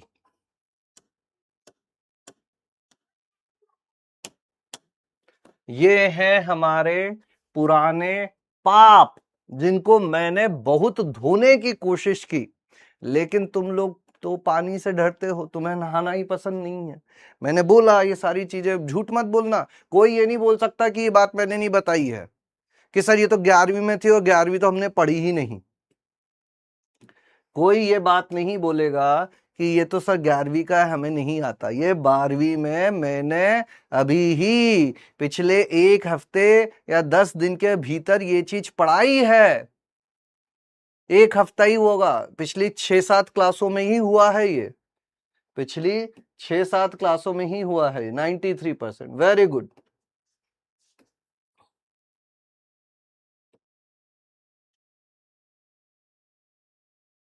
अब पढ़ने वाली जनता देखो क्या शानदार ये गणित चल रही है ना, मजेदार, मजा आ जाए, है ना। एक चीज सिखाता हूं तुम लोगों को। अगर किसी को यहां घबराहट हो रही है कि सर यहां से यहां कैसे पहुंच जाते हो आप, वैसे तो इसमें घबराहट नहीं होनी चाहिए, है ना। फिर भी अगर हो रही है तो मैं तुम्हें एक और चीज सिखाता हूं जो पहले हो चुका है। हमें क्या चीज मिल गई है? हमें मिल गया है y is equal to E की घात u, जहां u कहां से कहां तक है? u -1 से 1 तक है। हमने y is equal to E की घात साइन एक्स को, पढ़ने वाली जनता सुन लेना प्लीज, तुम ही लोगों के लिए है ये। एक सवाल को अगर मैं 5 तरीके से बता रहा हूं तो किसके लिए बता रहा हूं अब? ताकि तुम्हें जो अच्छा लगे वैसा चुन लो। जैसे ही हमने साइन एक्स को u माना, u is equal to sine x हुआ, हमें पता चल गया u का मान -1 से 1 के बीच में है। सवाल बदल गया, y is equal to E की घात u, जहां u -1 से 1 के बीच में है। पक्की बात हो गई। क्या मैं ऐसा कर सकता हूं क्या?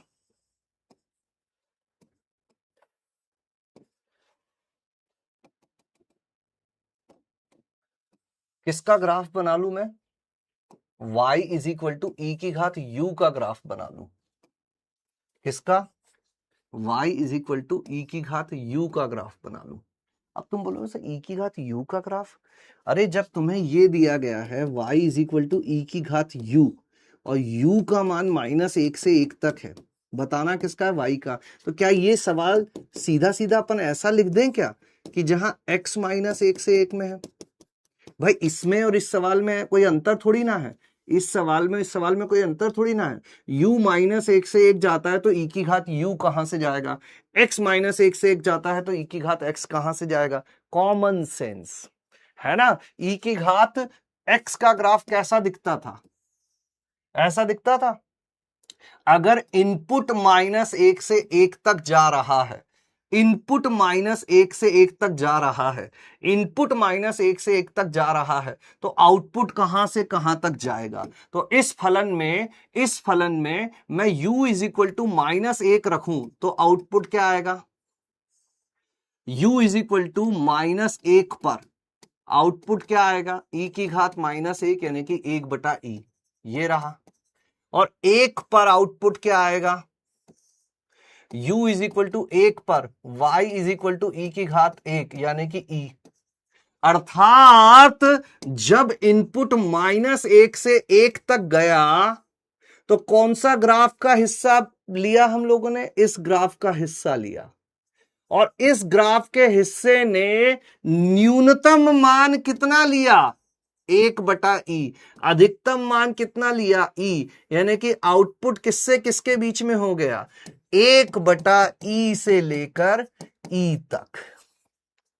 दूसरा तरीका, जिसको इसमें घबराहट हो रही है उसको इसमें तो और ज्यादा होगी ऑब्वियसली, इसीलिए ऐसे सीख जाओगे तो अच्छा है, लेकिन ये विजुलाइज करो। ऐसा काम हमने कहां किया था? कहां किया था बताओ? ऐसे ग्राफ से परिसर निकालना मैंने तुम्हें कहां सिखाया था? कि अगर इनपुट -1 से 1 है तो -1 से 1 के बीच का ग्राफ देखा, y अक्ष पे क्या मान लिए वो देखा, और परिसर मिल गया। बोलो और भी तरीका बताओ। अरे भाई ये तो सीख ले, मैं तो यहां सब बताऊंगा, मैं तो तुम्हें एक से बढ़कर एक चीज सिखाऊंगा। ये होता है ग्राफ का यूज करके परिसर निकालना, विजुअलाइजेशन। कौन सा जेशन? विजुअलाइजेशन।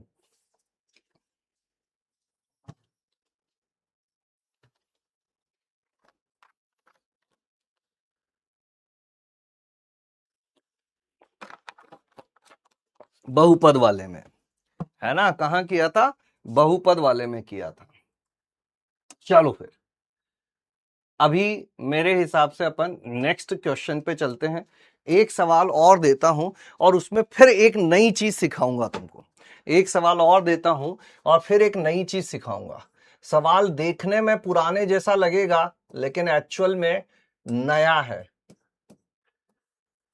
लॉग ई आधार पर, ई आधार पर, ठीक है? और x² -6x + 8 परिसर ज्ञात करो। परिसर ज्ञात करो।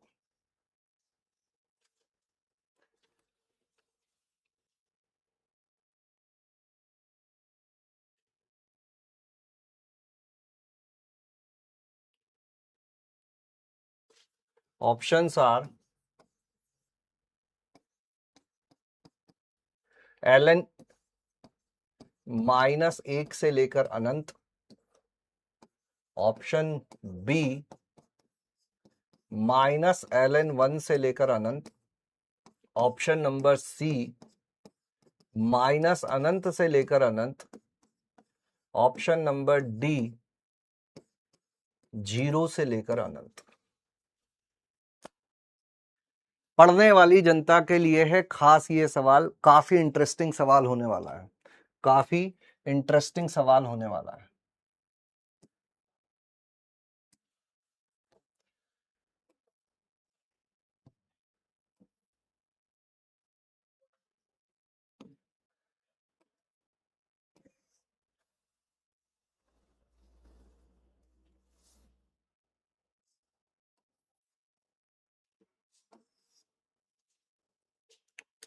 मेथड 2 से ही करें। पहले अंदर जो द्विघात लिखी हुई है उसका परिसर ज्ञात करें। सभी लोगों के लिए प्रथम कार्य यही है कि माना u is equal to x² -6x + 8। पहले यह ज्ञात करो कि u कहां से कहां तक होगा। u कहां से कहां तक होगा, पहले यह बताओ कि u कहां से कहां तक होगा।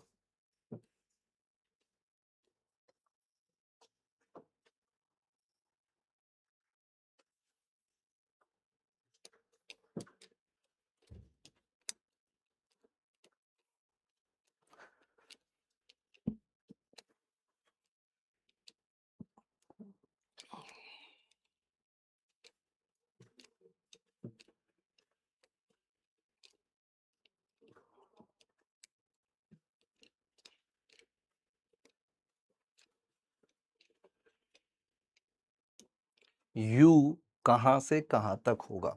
अच्छा, इसका उत्तर बता रहे हो क्या पहले? u कहां से कहां तक होगा? u कहां से कहां तक होगा? कौशल कुमार, प्रांत नहीं पूछा है मैंने, परिसर पूछ रहा हूं। परिसर। u कहां से कहां तक होगा?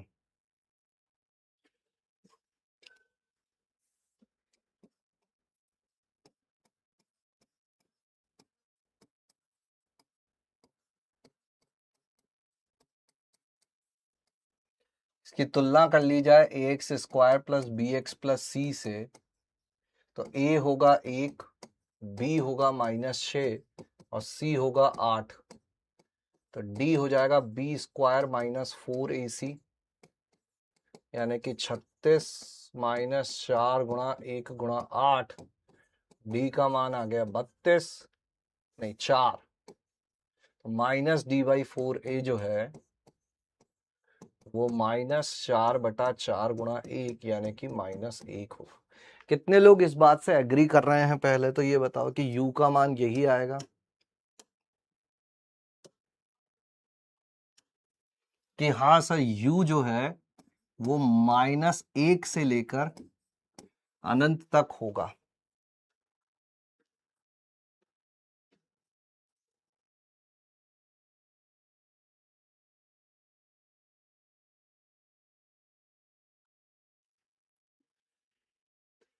बताओ।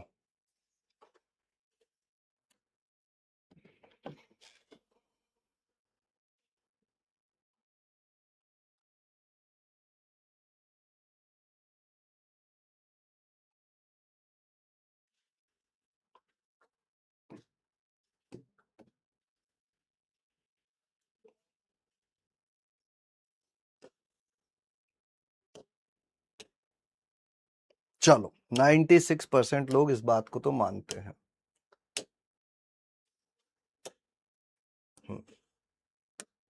अब देखो, अब थोड़ी सी दिक्कत वाली बातें हुई। अब थोड़ी सी दिक्कत वाली बातें हुई। देखना, सुनना, जो कॉन्सेप्ट सिखाना चाह रहा हूं वो सीखना, नहीं तो रायता फैल जाएगा। फिर मैं बता रहा हूं, जैसे ही तुमने इसको u माना था, तुम्हारा सवाल किस में बदल गया था? y is equal to log u e आधार पर, इसमें बदल गया था। इसमें तो कोई शंका नहीं है किसी को। जैसे ही अंदर वाली चीज को तुमने u माना, जैसे ही इस अंदर वाली चीज को तुमने u माना, ये हो जाएगा log u e आधार पर। ठीक है, अब हम लोग आए u के पास। हमने बोला u कहां से कहां तक है? -1 से लेकर अनंत तक। इसका हमें क्या लेना है? इसका हमें log लेना है। इसका हमें log लेना है। तो चलो ऑप्शन भेजता हूं मैं, एक बार तुम बताओ कि तुम्हें क्या लगता है। अगर इसका मैं log लूंगा तो उत्तर क्या आना चाहिए? ABCD। एक 60 सेकंड का समय लो और करो, फिर मैं बताता हूं। एक बार पता तो चल जाए अपन को, है ना? यहां तक की चीजें तो सभी लोगों को क्लियर हैं। इसके आगे की चीजें समझनी हम लोगों को।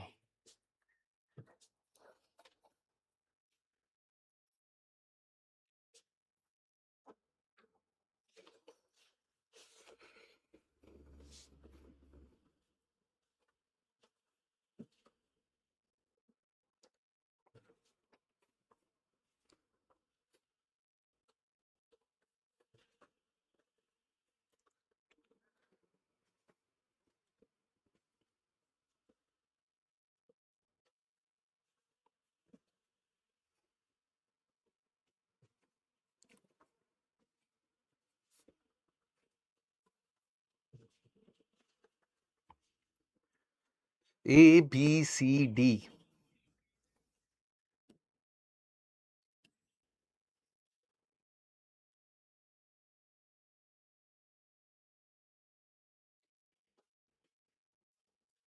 And the correct answer is C, जो कि मात्र 18% बच्चों ने लगाया। A लगा दिया लोगों ने, B लगा दिया।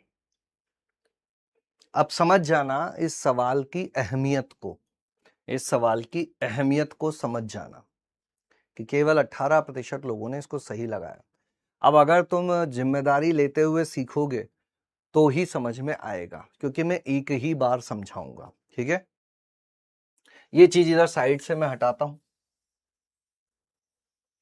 हमने अंदर वाली चीज को u माना, u का मान आ गया -1 से अनंत, मतलब u -1 से अनंत तक हो सकता है। हम काफी खुश हो गए। अब हमें इसका लेना था लॉग।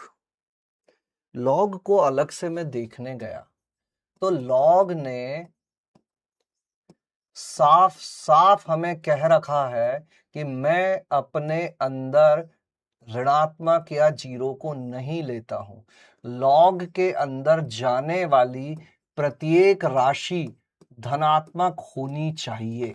ये बात लगभग लगभग 100 साल पहले हम लोग पढ़ चुके हैं कि लॉग अपने अंदर किसी ऋणात्मक चीज को आने नहीं देता है। तो जिन लोगों ने सीधा सीधा यहां लॉग ले लिया,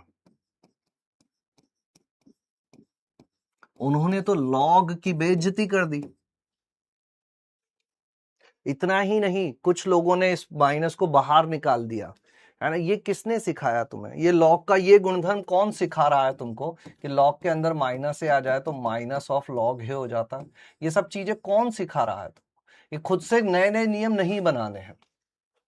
सीधी सी बात है कि अगर तुम्हें लॉग लेना है तो पहले लॉग की इज्जत करनी पड़ेगी। और लॉग ने साफ साफ कहा है कि उसके अंदर जाने वाली संख्या 0 से बड़ी होनी चाहिए। लेकिन हमारा जो u है वो तो -1 से शुरू होता है। अरे तो भले होता रहे, हमें इस द्विघात से थोड़ी ना मतलब है। जब ये द्विघात ऋणात्मक मान ले रही होगी, वो चीजें यह लॉग पहले ही रिजेक्ट मार चुका होगा। जब तुम इसका प्रांत निकालोगे, जब इसका तुम प्रांत निकालोगे तो शुरू में ही तुम क्या लिखोगे? x² - 6x + 8, x² - 6x + 8 कैसा होना चाहिए? धनात्मक होना चाहिए। ये बात तुम शुरू में ही कह दोगे कि इस लॉग के अंदर जाने वाली चीजें 0 से छोटी नहीं होनी चाहिए। तो चूंकि अब हमको लॉग लेना है, लॉग लेने के लिए, बस लॉग लेने के लिए हम u के सारे मानों को नहीं ले सकते। हम u के केवल वही मान लेंगे जो लॉग को एक्सेप्टेबल है। चाहे u ऋणात्मक होता हो तो होता होगा, अपनी जगह होता होगा, लेकिन जब इस चीज को लॉग के अंदर जाना है तो इसके मान केवल और केवल धनात्मक लेने होंगे। अब इस चीज को समझना, अगर लॉग के अंदर 0 से लेकर अनंत तक की सारी चीजें चली गई तो लॉग के ग्राफ के पास में आता हूं। y = log x e आधार पर इसका ग्राफ कैसा होता था? इसका ग्राफ सर ऐसा होता था, यहां से लेकर यहां तक जाता था। इसके प्रांत में 0 से लेकर अनंत तक धनात्मक संख्या ही रखी जा सकती है, और आउटपुट कहां से कहां तक? -अनंत से +अनंत तक होता है। ये बात याद रखना कि लॉग के अंदर एग्जैक्ट 0 तो नहीं रख सकते, लेकिन 0 से थोड़ी सी बड़ी संख्या रखोगे तो उत्तर -अनंत होता है, और लॉग के अंदर अगर अनंत रखोगे तो उत्तर +अनंत होता है। मतलब जब आप इनपुट अंदर की चीजें सभी धनात्मक संख्या रखोगे तो आउटपुट -अनंत से +अनंत तक मिलता है। आसान भाषा में कहें तो सीधा सीधा लॉग ले लिया जाए तो क्या मिलेगा हम लोगों को? ये हो गया अपना y, 0 का लॉग -अनंत, अनंत का लॉग अनंत। क्या ये बात क्लियर है? कितने लोगों को क्लियर हो गई ये बात? और जब हम 0 लिखते हैं तो एक्चुअली में 0 से बड़ी चीजें रख रहे हैं। 0 से बड़ी चीज का लॉग -अनंत होता है। एग्जैक्ट 0 नहीं रख रहे हैं, 0 के बराबर नहीं रख रहे हैं। ln के अंदर -1 अपरिभाषित होगा। ये सारी चीजें सीखना परम आवश्यक है। कितना आवश्यक है? परम आवश्यक, है ना। अब समझ में आई चीजें। जो चीजें स्वीकार्य नहीं है उन्हें हटा दिया जाए। इस सवाल को अपन ने आज पहले भी किया है, वहां पर भी ऐसा ही उत्तर आया था, या कल किया था शायद, जहां भी किया था, लेकिन इस तरह की बातें होती हैं। ठीक है, मैंने भी ग्राफ से किया। ये बात देखा करो कि अंदर लिखी हुई चीज अगर सभी धनात्मक मान लेती है तो आउटपुट माइनस अनंत से अनंत के बीच में 90% आ जाए, धन्य मान लेंगे। 92 आ गया, बहुत सुंदर। अब इस आधार पर एक सवाल मैं तुम्हें दे के जाता हूं, है ना, मतलब जाता क्या हूं, एक होमवर्क दे देता हूं। y is equal to E की घात अंडर रूट में साइन एक्स है ना। इसको करने की कोशिश करना, कल मैं इसको बताऊंगा। फिलहाल अपन आते हैं अब मेथड नंबर 3 पर। मेथड नंबर 3,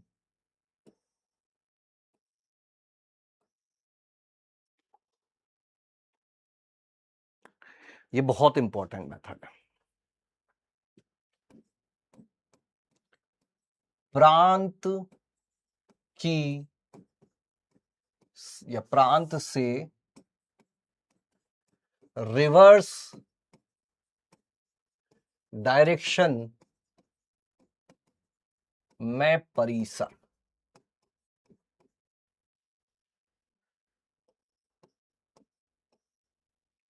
प्रांत से रिवर्स डायरेक्शन में परिसर।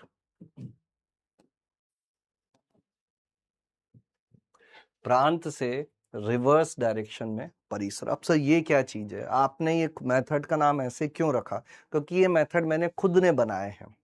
ये कहीं तुम्हें ऐसे दिखाई नहीं देंगे कि इस तरह से अलग अलग किया गया हो। ये सेग्रीगेशन, ये मेथड को अलग अलग तरीके से लिखना, ये काम मेरा है, इसलिए जो मेरे दिमाग में आता है मैं वो लिख देता हूं यहाँ पे। अब इसको आगे बढ़ाने से पहले कुछ मैं बेसिक चीजें तुम्हें सिखाना चाहता हूं। फिर से, मेरा दिल बहुत बड़ा है, मैं कभी भी जल्दी में नहीं रहता हूं। मैं तुम्हें कुछ चीजें सिखाना चाहता हूं इससे पहले कि इस मेथड को मैं तुम्हें सिखाऊं, है ना। बड़े ध्यान से सुनना, ऐसी चीज है जो तुम्हारी रैंक को बहुत ज्यादा बदलने के लिए काफी है।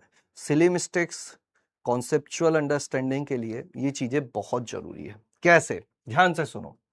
मान लीजिए, नोट लिख लेना, है ना।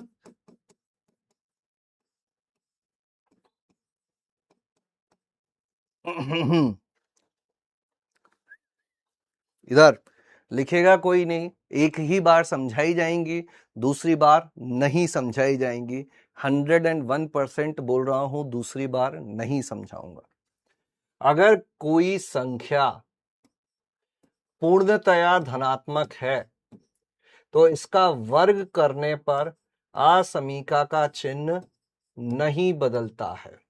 अगर यहां बराबर का चिन्ह होता तो यहां भी बराबर का चिन्ह आ जाएगा।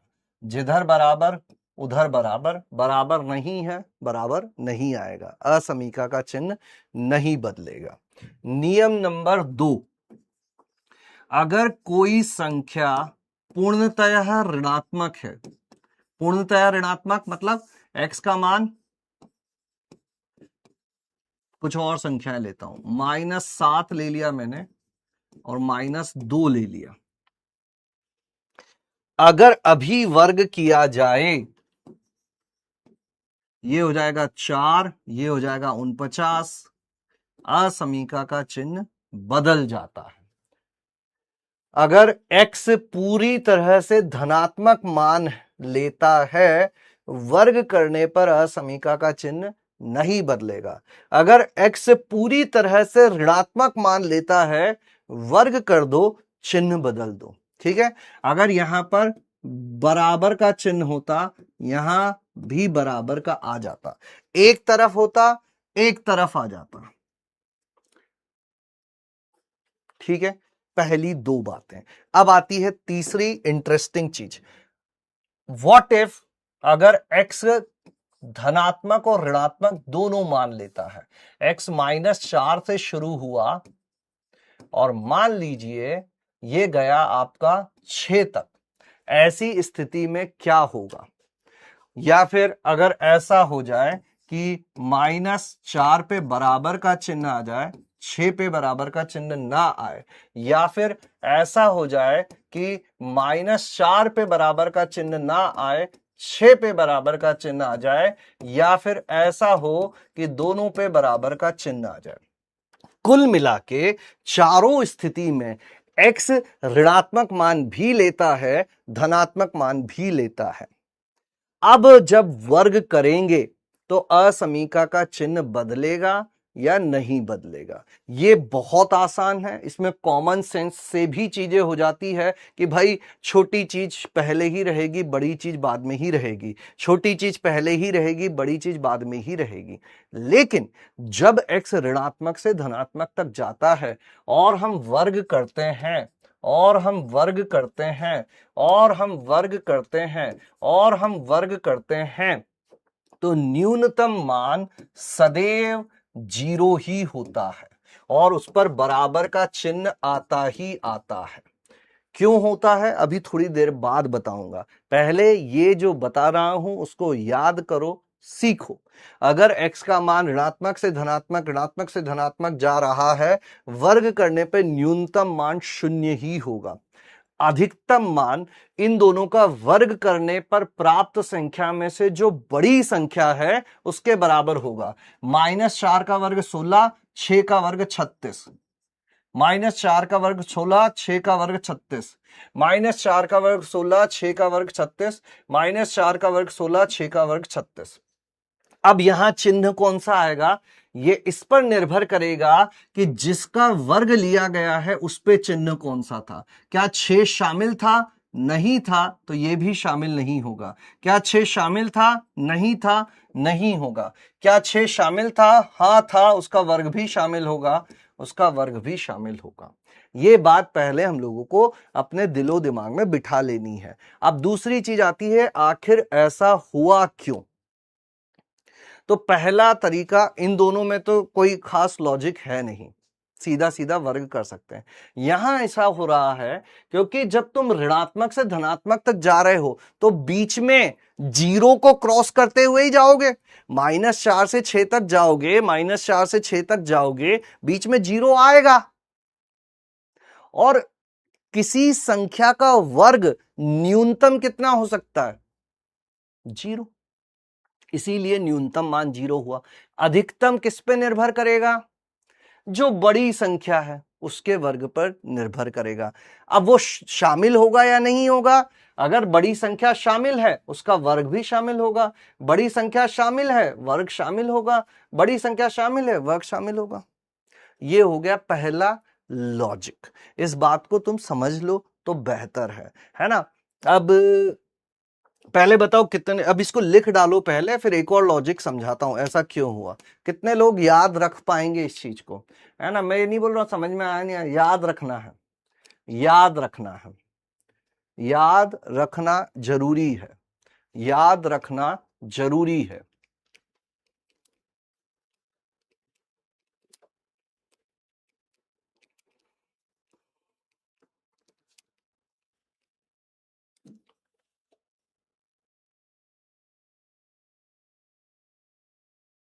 इलेवेंथ में बताया था, 11th में हो गया, बहुत अच्छी बात है।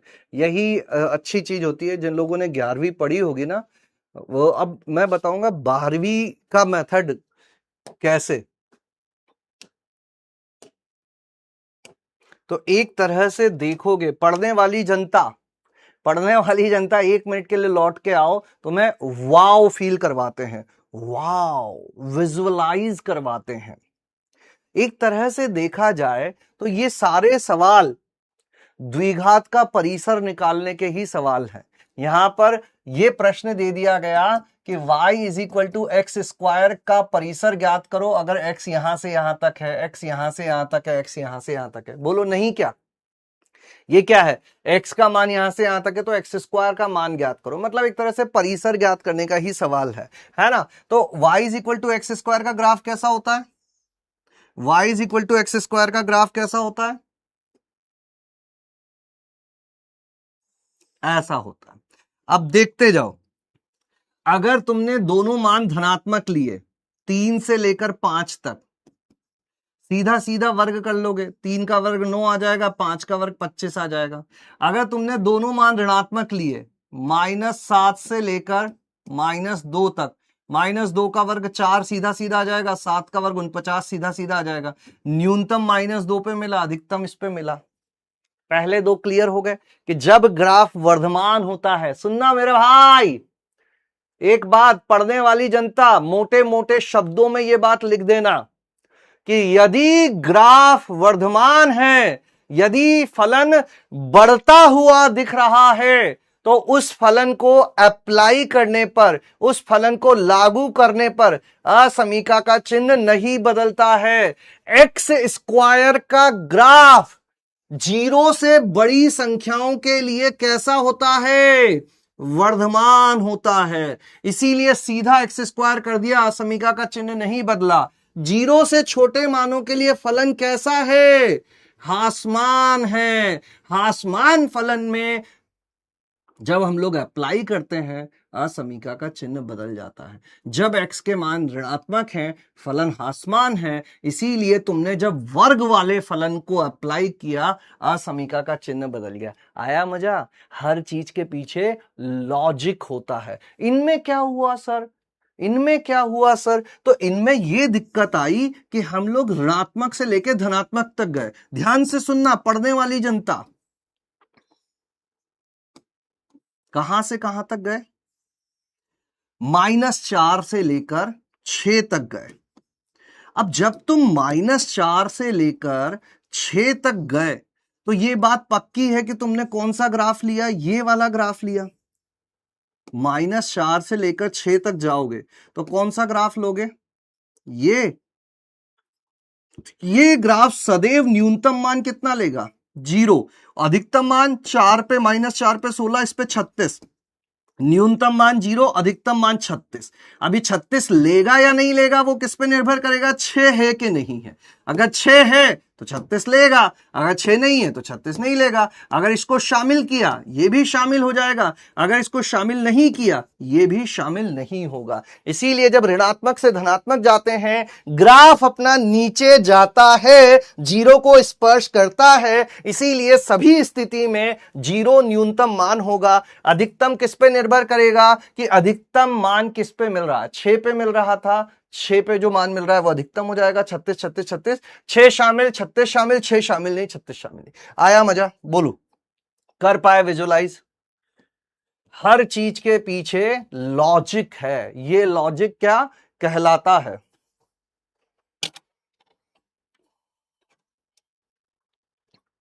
आया मजा? प्योर 11th, ये है असली गणित। ये है असली गणित। क्यों हो रहा है? हर चीज के पीछे लॉजिक है, लॉजिक।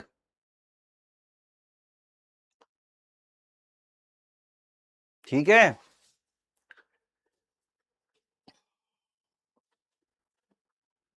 मजा आ रहा है ना असली गणित पढ़ के? हाय,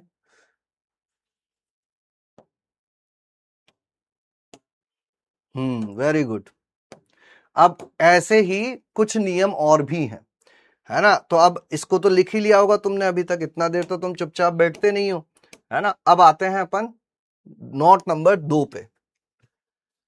नोट नंबर 2, फिर से लिखना बंद कर देना। नहीं बंद किया, समझ में? नको, न को, कितने को? न को। एक और चीज हमें बार बार सताएगी, वो है व्युत्क्रम। अगर x यहां से यहां तक है तो 1/x कहां से कहां तक होगा? तो ध्यान से सुनेंगे। कहां से सुनेंगे?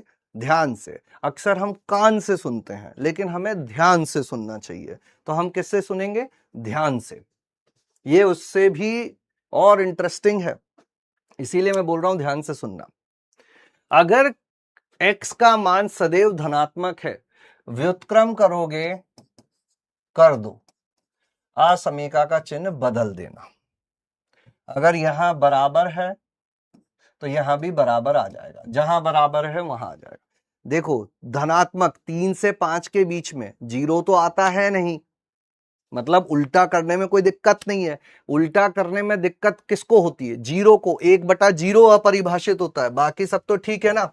अब देखो मान लो ऐसा ले लिया -7 से लेकर -2, फिर से जब व्युत्क्रम करोगे असमीका का चिन्ह बदल दोगे, धनात्मक में भी ऋणात्मक में भी। लॉजिक, इसका मतलब ये धनात्मक के लिए भी हासमान फलन हुआ होगा, ऋणात्मक के लिए भी हासमान फलन हुआ होगा। y is equal to 1/x की मैं बात करूं तो मतलब ये धनात्मक के लिए भी हासमान फलन है, ऋणात्मक के लिए भी हासमान फलन है। मजाक कब आता है? लिखना मत, फिर बोल रहा हूं लिखना मत, ये सारी चीजें छोड़ दोगे नहीं तो। ऐसी ऐसी बातें हो रही है यहां पर। अगर बीच में आ जाए जीरो तो क्या होगा सर? अब मैं पहले तो तुम्हें उत्तर क्या आएगा वो बता देता हूं, फिर लॉजिक अपन बाद में समझेंगे, है ना, क्योंकि ये याद रखना जरूरी है कि उत्तर क्या होगा।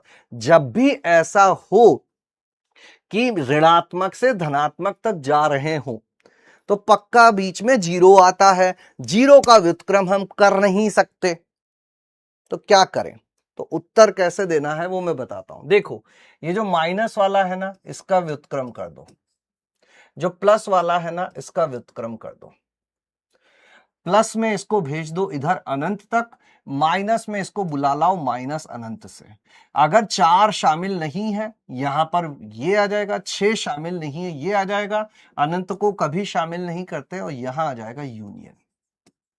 ऋणात्मक वाले का व्युत्क्रम माइनस अनंत से ऋणात्मक वाले का व्युत्क्रम यूनियन प्लस वाले के व्युत्क्रम से अनंत तक। ये याद कर लो पहले, जल्दी कैलकुलेशन कर पाओगे, चीजों में उलझोगे नहीं। लॉजिक अभी मैं समझा दूंगा।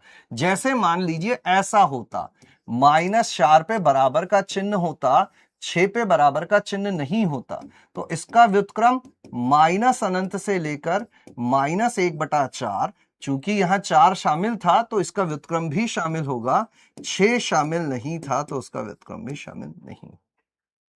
ये बात याद कर लेना, फिर कर लोगे। अब मैं तुम्हें एक और वाव वाली चीज बताता हूं। y is equal to 1/x। अगर बचपन में यानी कि 11वीं में तुमने इस फलन को देखा हो तो ये होता है आयतीय अतिपरवलय है, xy इज इक्वल टू 1, यही है ना। और ये कैसा दिखता है? आयतीय अतिपरवलय कैसे दिखते थे? सुनो सुनो दुनिया के लोगों, सबसे बड़ा है मिस्टर गोगो। इधर ये फलन ऐसा दिखता है, हासमान। धनात्मक दिशा में भी फलन हासमान है, ऋणात्मक दिशा में भी फलन हासमान है। इसीलिए इधर भी जब 1/x किया असमीका का चिन्ह बदला, इधर भी 1/x किया असमीका का चिन्ह बदला। जब तुमने 3 से लेकर 5 तक की चीजें ली तो 3 पर मान मिल रहा था 1/3, 5 पर मान मिल रहा था 1/5, 3 से 5 तक गए, y अक्ष पे यह मान लिया, ये वाला ग्राफ लिया, ये हासमान है। इसी तरह से यहां पर क्या है, -7 से -2, -7 पे मान मिला -1/7, -2 पे मान मिला -1/2, न्यूनतम -1/2, अधिकतम -1/7, न्यूनतम -1/2, अधिकतम -1/7। पहली दो चीजें क्लियर हो गई। लॉजिक पहले यहां तक की चीजें लिख लो, फिर ये वाला समझाता हूं। बोलो मजा आया?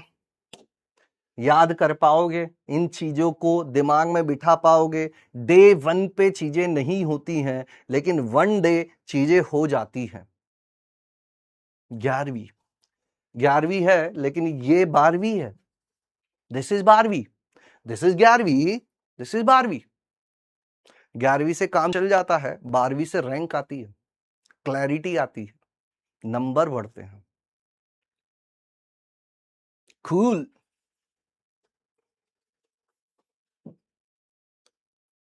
Yes sir. अरे यार इतनी जल्दी मत करो, QOTD और छुट्टी और ये सब, इतने बढ़िया बढ़िया चीजें मैं बता रहा हूं तुमको। हाँ, ये कोई बात हुई? जिनको जल्दी जाना है वो जाओ। 94। अब मस्त चीज दिखाता हूं। कौन सी चीज दिखा? मस्त चीज, ध्यान से सुनना कि सर ऋणात्मक से धनात्मक जाते हैं तो होता क्या है आखिर। तैयार हो जाओ शानदार चीज का नजारा देखने के लिए। अगर जो मैं -4 से लेकर 6 तक गया, -4 से लेकर 6 तक गया, बीच में ग्राफ टूट गया, बीच में ग्राफ टूट गया, कहां टूट गया? 0 पे टूट गया, तो मुझे भी ग्राफ को तोड़ना पड़ेगा, चीजों को दो टुकड़ों में समझना पड़ेगा।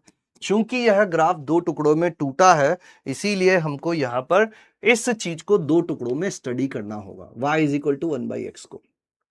जब तुम -4 से लेकर 6 तक गए, तो एक बार तुम -4 से लेकर 0 तक जाओ, फिर 0 से लेकर 6 तक जाओ, क्योंकि बीच में 0 पर फलन परिभाषित नहीं है। -4 पे फलन का मान क्या मिलेगा? -4 यहां रखोगे, x इज इक्वल टू -4 रखने पर y इज इक्वल टू -1/4, उसका उल्टा। 6 पर फलन का मान क्या मिलेगा? 1/6। ये फलन नीचे कहां जा रहा है? माइनस अनंत पर। ये फलन ऊपर कहां जा रहा है? प्लस अनंत पर। बस अब नजारा देखने के लिए रेडी हो जाओ। जब तुम -4 से लेकर 0 तक गए, तो फलन कौन सा लिया तुमने? तो कौन सा वाला फलन लिया? यहां से लेकर नीचे तक का, यही लिया ना। अब इस फलन को ध्यान से देखोगे तो इसने न्यूनतम मान कितना लिया? माइनस अनंत। अधिकतम कितना लिया? -1/4। न्यूनतम कितना लिया? माइनस अनंत। अधिकतम कितना लिया? -1/4। आगे आ जाता है, सॉरी ये मैंने थोड़ी सी गड़बड़ लिख दी है, 1/x होगा ये, 1/x का मान, क्योंकि x तो वही है ना। हाँ, आगे आ जाते हैं। जब तुम 0 से लेकर 6 तक गए, तो कौन सा ग्राफ लिया? ये वाला ग्राफ। इस वाले ग्राफ को देखोगे तो इस वाले ग्राफ ने न्यूनतम मान कितना लिया? 1/6। अधिकतम कितना लिया? अनंत। 1/6 से लेकर अनंत। अगर -4 और 6 शामिल होंगे तो उनके व्युत्क्रम भी शामिल हो जाएंगे।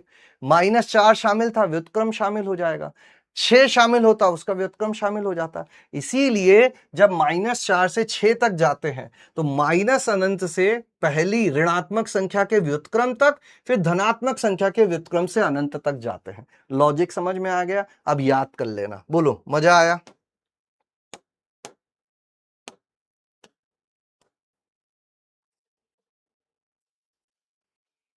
ये है कैलकुलस, प्ले विद ग्राफ्स। जो मैं ग्राफ के साथ चीजें सिखाने की बातें करता हूं, यही वो गणित है कि क्या हो रहा है, क्यों व्युत्क्रम करने पर ऐसा हो गया, क्यों माइनस अनंत से 1/4 और 1/6 से अनंत तक चीजें आ गई। जल्दी नहीं करनी है, अपने साथ काम, पेशेंस का, धैर्य रखोगे चीजें सीखोगे, है ना। मैं कॉन्सेप्ट पे काम करता हूं, जल्दीबाजी नहीं। 2 दिन बाद सिलेबस खत्म हो जाएगा, लेकिन ढंग से होना चाहिए भाई। जल्दी स्टार्ट करने का कुछ तो फायदा मिले। तुम लोग 13 अप्रैल से पढ़ रहे हो, 13 अप्रैल से पढ़ने में और आज से पढ़ने में कुछ तो अंतर आएगा ना, कहीं तो चीजें कम होंगी। क्यों? कितने 18वां लेक्चर चल रहा है, ये कम से कम 25 लेक्चर में जाएगा। यही चीजें हम लोगों को सीखनी है, ठीक है।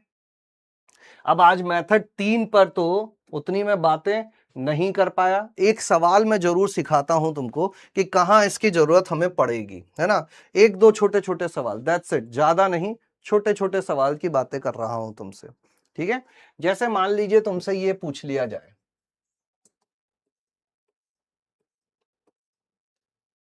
कि y is equal to 3 + 5 sin x, इसका परिसर क्या होगा। सुनना, बस ध्यान से सुनना। y इज इक्वल टू, यहां पर लिख दिया जाए -6 + 5 cos स्क्वायर एक्स, इसका परिसर क्या होगा? ये 2 सवाल पहले मैं तुम्हें सिखाता हूं, ठीक है? सीख लो, छोटी सी चीजें हैं। या एक काम करते हैं, ठीक है, कल पूरा करेंगे, फिर अभी नहीं तो कॉन्सेप्ट आधे में रहेगा। फिलहाल मैं QOTD पे आ जाता हूँ, कोई जल्दीबाजी नहीं करनी है। ये जो मैंने आज बताया है इस पर अच्छे से सीख के आना। अभी अपन आ जाते हैं क्वेश्चन ऑफ द डे पर। कल परिसर समाप्त होगा और वो जो एक एक बहु एक वाली चीजें हैं वो करेंगे अपन, ठीक है? कोई जल्दीबाजी नहीं है, पहले जो बताया है उसको ग्रहण करो। मजा तो आ रहा आएगा भाई। कल और परसों की क्लास जो है ना वो भी बहुत शानदार रहने वाली है। कल अपन परिसर खत्म करेंगे, मापांक और भिन्नात्मक भागफलन पर थोड़ी सी बातें करेंगे, मापांक और महत्तम पूर्णांक पे बातें करेंगे, और फिर एक एक बहु एक चालू होगा। मतलब कल और परसों की क्लास भी बहुत जरूरी क्लास है ना? वो कल करेंगे बेटा, जल्दी मत करो, अभी पहले इसको सीखते हैं, ये भी तो जरूरी है हमारे जीवन में। क्वेश्चन ऑफ द डे बहुत जरूरी चीज है भाई, समझो इस चीज को। हाँ, क्या किया? प्रांत, मैंने क्या बोला? जितने लॉग हैं हमारे हैं, किसी और के नहीं है। जो भी लॉग हैं वो सब हमारे हैं। बाहर वाले लॉग के अंदर की चीजें भी धनात्मक होनी चाहिए। 1 - log 4 आधार पर x स्क्वायर -9x + 18, यह है चीज भी धनात्मक होनी चाहिए। और साथ ही में अंदर वाला जो लॉग है यह भी धनात्मक होना चाहिए। बस इतनी सी तो बात है। इसका डी देखें, 90 90 81 18 चौक 72, तो ये हो रहा है -3 और -6। ये वाला आसान पड़ रहा था, पहले मैंने इसको कर लिया। मैं बहुत स्मार्ट हूं, ऐसी चीजें मैं करता रहता हूं। माइनस अनंत से लेकर 3 यूनियन 6 से लेकर अनंत। इसमें लॉग को इधर भेज दे तो ये क्या हो जाएगा? एक छोटा एक बड़ा है log 4 x स्क्वायर -9x + 18 से, है ना? मतलब log 4 आधार पर x स्क्वायर -9x + 18 बड़ा है 1 से। 4 को इधर धक्का दे दें, असमीका का चिन्ह बदलेगा? नहीं बदलेगा। क्यों नहीं बदलेगा? क्योंकि आधार 1 से बड़ा है। ये हो गया 4 की घात 1, यानी कि 4 इधर आ जाएगा x स्क्वायर -9x + 14, है ना? 90 90 81 14 चौक 56, इसके मूल आ रहे हैं क्या? 7 दूनी 14, तो ये हो रहा है अपना x-2 गुणा x-7 greater than 0। Sorry, log 1 से छोटा हो जाएगा। ये log 1 से छोटा है, अर्थात ये चीज 4 की घात 1 से छोटी है, यानी 14 0 से छोटा होगा, ये इससे छोटा होगा। तो ये हो जाएगा 2 7 प्लस माइनस प्लस, यहां से आया x 2 से 7। पहला लॉग कहता है कि 2 से 7 में रखना, दूसरा कहता है कि इससे इसमें रखना। दोनों का इंटरसेक्शन ले लेंगे संख्या रेखा पर लिखकर, तो ये कह रहा है 2 से बड़ा, वो कह रहा है 3 से छोटा, या फिर ये कह रहा है 6 से बड़ा और ये कह रहा है 7 से छोटा। संख्या रेखा पे प्रॉपर बना के करोगे ये चीजें आ जाएंगी। तो ये हो जाएगा अपना क्या? Alpha beta gamma delta. अब इस हिसाब से कर लेंगे। बोलो, क्या ये बात समझ में आ गई? कितने लोगों को समझ में आ गई है वो कर लिया था? देखो, क्वेश्चन ऑफ द डे एक एडिशनल चीज है। ये सवाल को मैं समझाऊंगा, लेकिन ये करना तुम्हारी जिम्मेदारी है। अगर तुम इस पर समय व्यतीत करते हो तो ही इसका स्ट्रेस लेना। अगर हमने ना इस सवाल को घर पे किया ना अब जाके करेंगे तो इसका स्ट्रेस भी नहीं लेना है, क्योंकि ये एक्स्ट्रा चीज है उनके लिए जिनको ज्यादा भूख लगती है ना? ये जोर डाल के नहीं करना है काम। PYQs रोज अपन एक करते हैं, कितनी सुंदर आदत है। रोज एक PYQ हो जाता है, पुराना कॉन्सेप्ट रिवाइज हो जाता है, मजेदार। यहां से उत्तर आ जाएगा। अब कितना आ जाएगा? 7 6 13, 13 और 3 16 और 2 18। ए। क्या ऐसे PYQ आ जाए तो हम नहीं कर पाएंगे क्या? है ना? Yes boss, very good, 93। अब इसी के साथ आ जाते हैं अपन आज के PYQ पर, सॉरी QOTD पर। ये तुम्हें करना है और अब होमवर्क पे आ जाते हैं। ओ भाई कोई जाएगा नहीं, होमवर्क लेके जाना, खाली हाथ नहीं जाना। घर पे क्या बोलोगे, क्या लेकर आए, तो बोलना कि ये दिया है आज सर ने, है ना? DPPs जो हैं उसको लेकर थोड़ी सी घबराहट हो रही होगी, क्योंकि DPPs में चीजें मैंने थोड़ी सी चेंज कर दी हैं, मतलब पढ़ाने का ऑर्डर मैंने अपनी क्लास के हिसाब से एडजस्ट कर दिया है। तो DPP नंबर 6 तक तो मैं बोल ही चुका था, तुमको पूरा कर लेना है। अब अपन देख लेते हैं DPP नंबर 7। तो DPP नंबर 7 तुम्हें नहीं करनी है, कारण वही है कि वो मापांक और उसको अपन ने थोड़ा सा स्विच कर दिया था, है ना? DPP नंबर 7 नहीं करनी है। DPP नंबर 8 भी मत करो। DPP नंबर 9, हाँ DPP नंबर 9 कर लो अब तुम, है ना? ये थोड़ा सा चेंज रहने का, प्लान में थोड़ा सा चेंज रहने का, है ना? 7 और 8 अभी के लिए ब्रेक दिया है अपन ने, क्योंकि वो मापांक और समझ गए ना, थोड़ा सा शिफ्ट किया था। अरे जय हिंद वगैरह बोल के निकल जा रहे हो, ऐसा मत करो भाई। मैं यहां चिल्ला रहा हूं इतनी जोर जोर से। बस DPP नंबर 9 कर लो अभी। फिर अपना क्लास के क्वेश्चन सारे रिवाइज करने हैं, रैपिड फायर मिलेगा वो करना है, और क्वेश्चन ऑफ द डे तो करने ही करने हैं। ठीक আছে दादा, की बोलছি? जाओ फिर, जाओ, चले जाओ। अब ये चीज मैं थोड़ा सा ये करेक्ट कर करा कर भेज दूंगा, घबराना नहीं है, सारा काम करवाया जाएगा। ठीक है, चलिए tata bye bye, good night, स्वस्थ रहें, मस्त रहें, खुश रहें, पानी पीते रहें, अच्छा खाएं।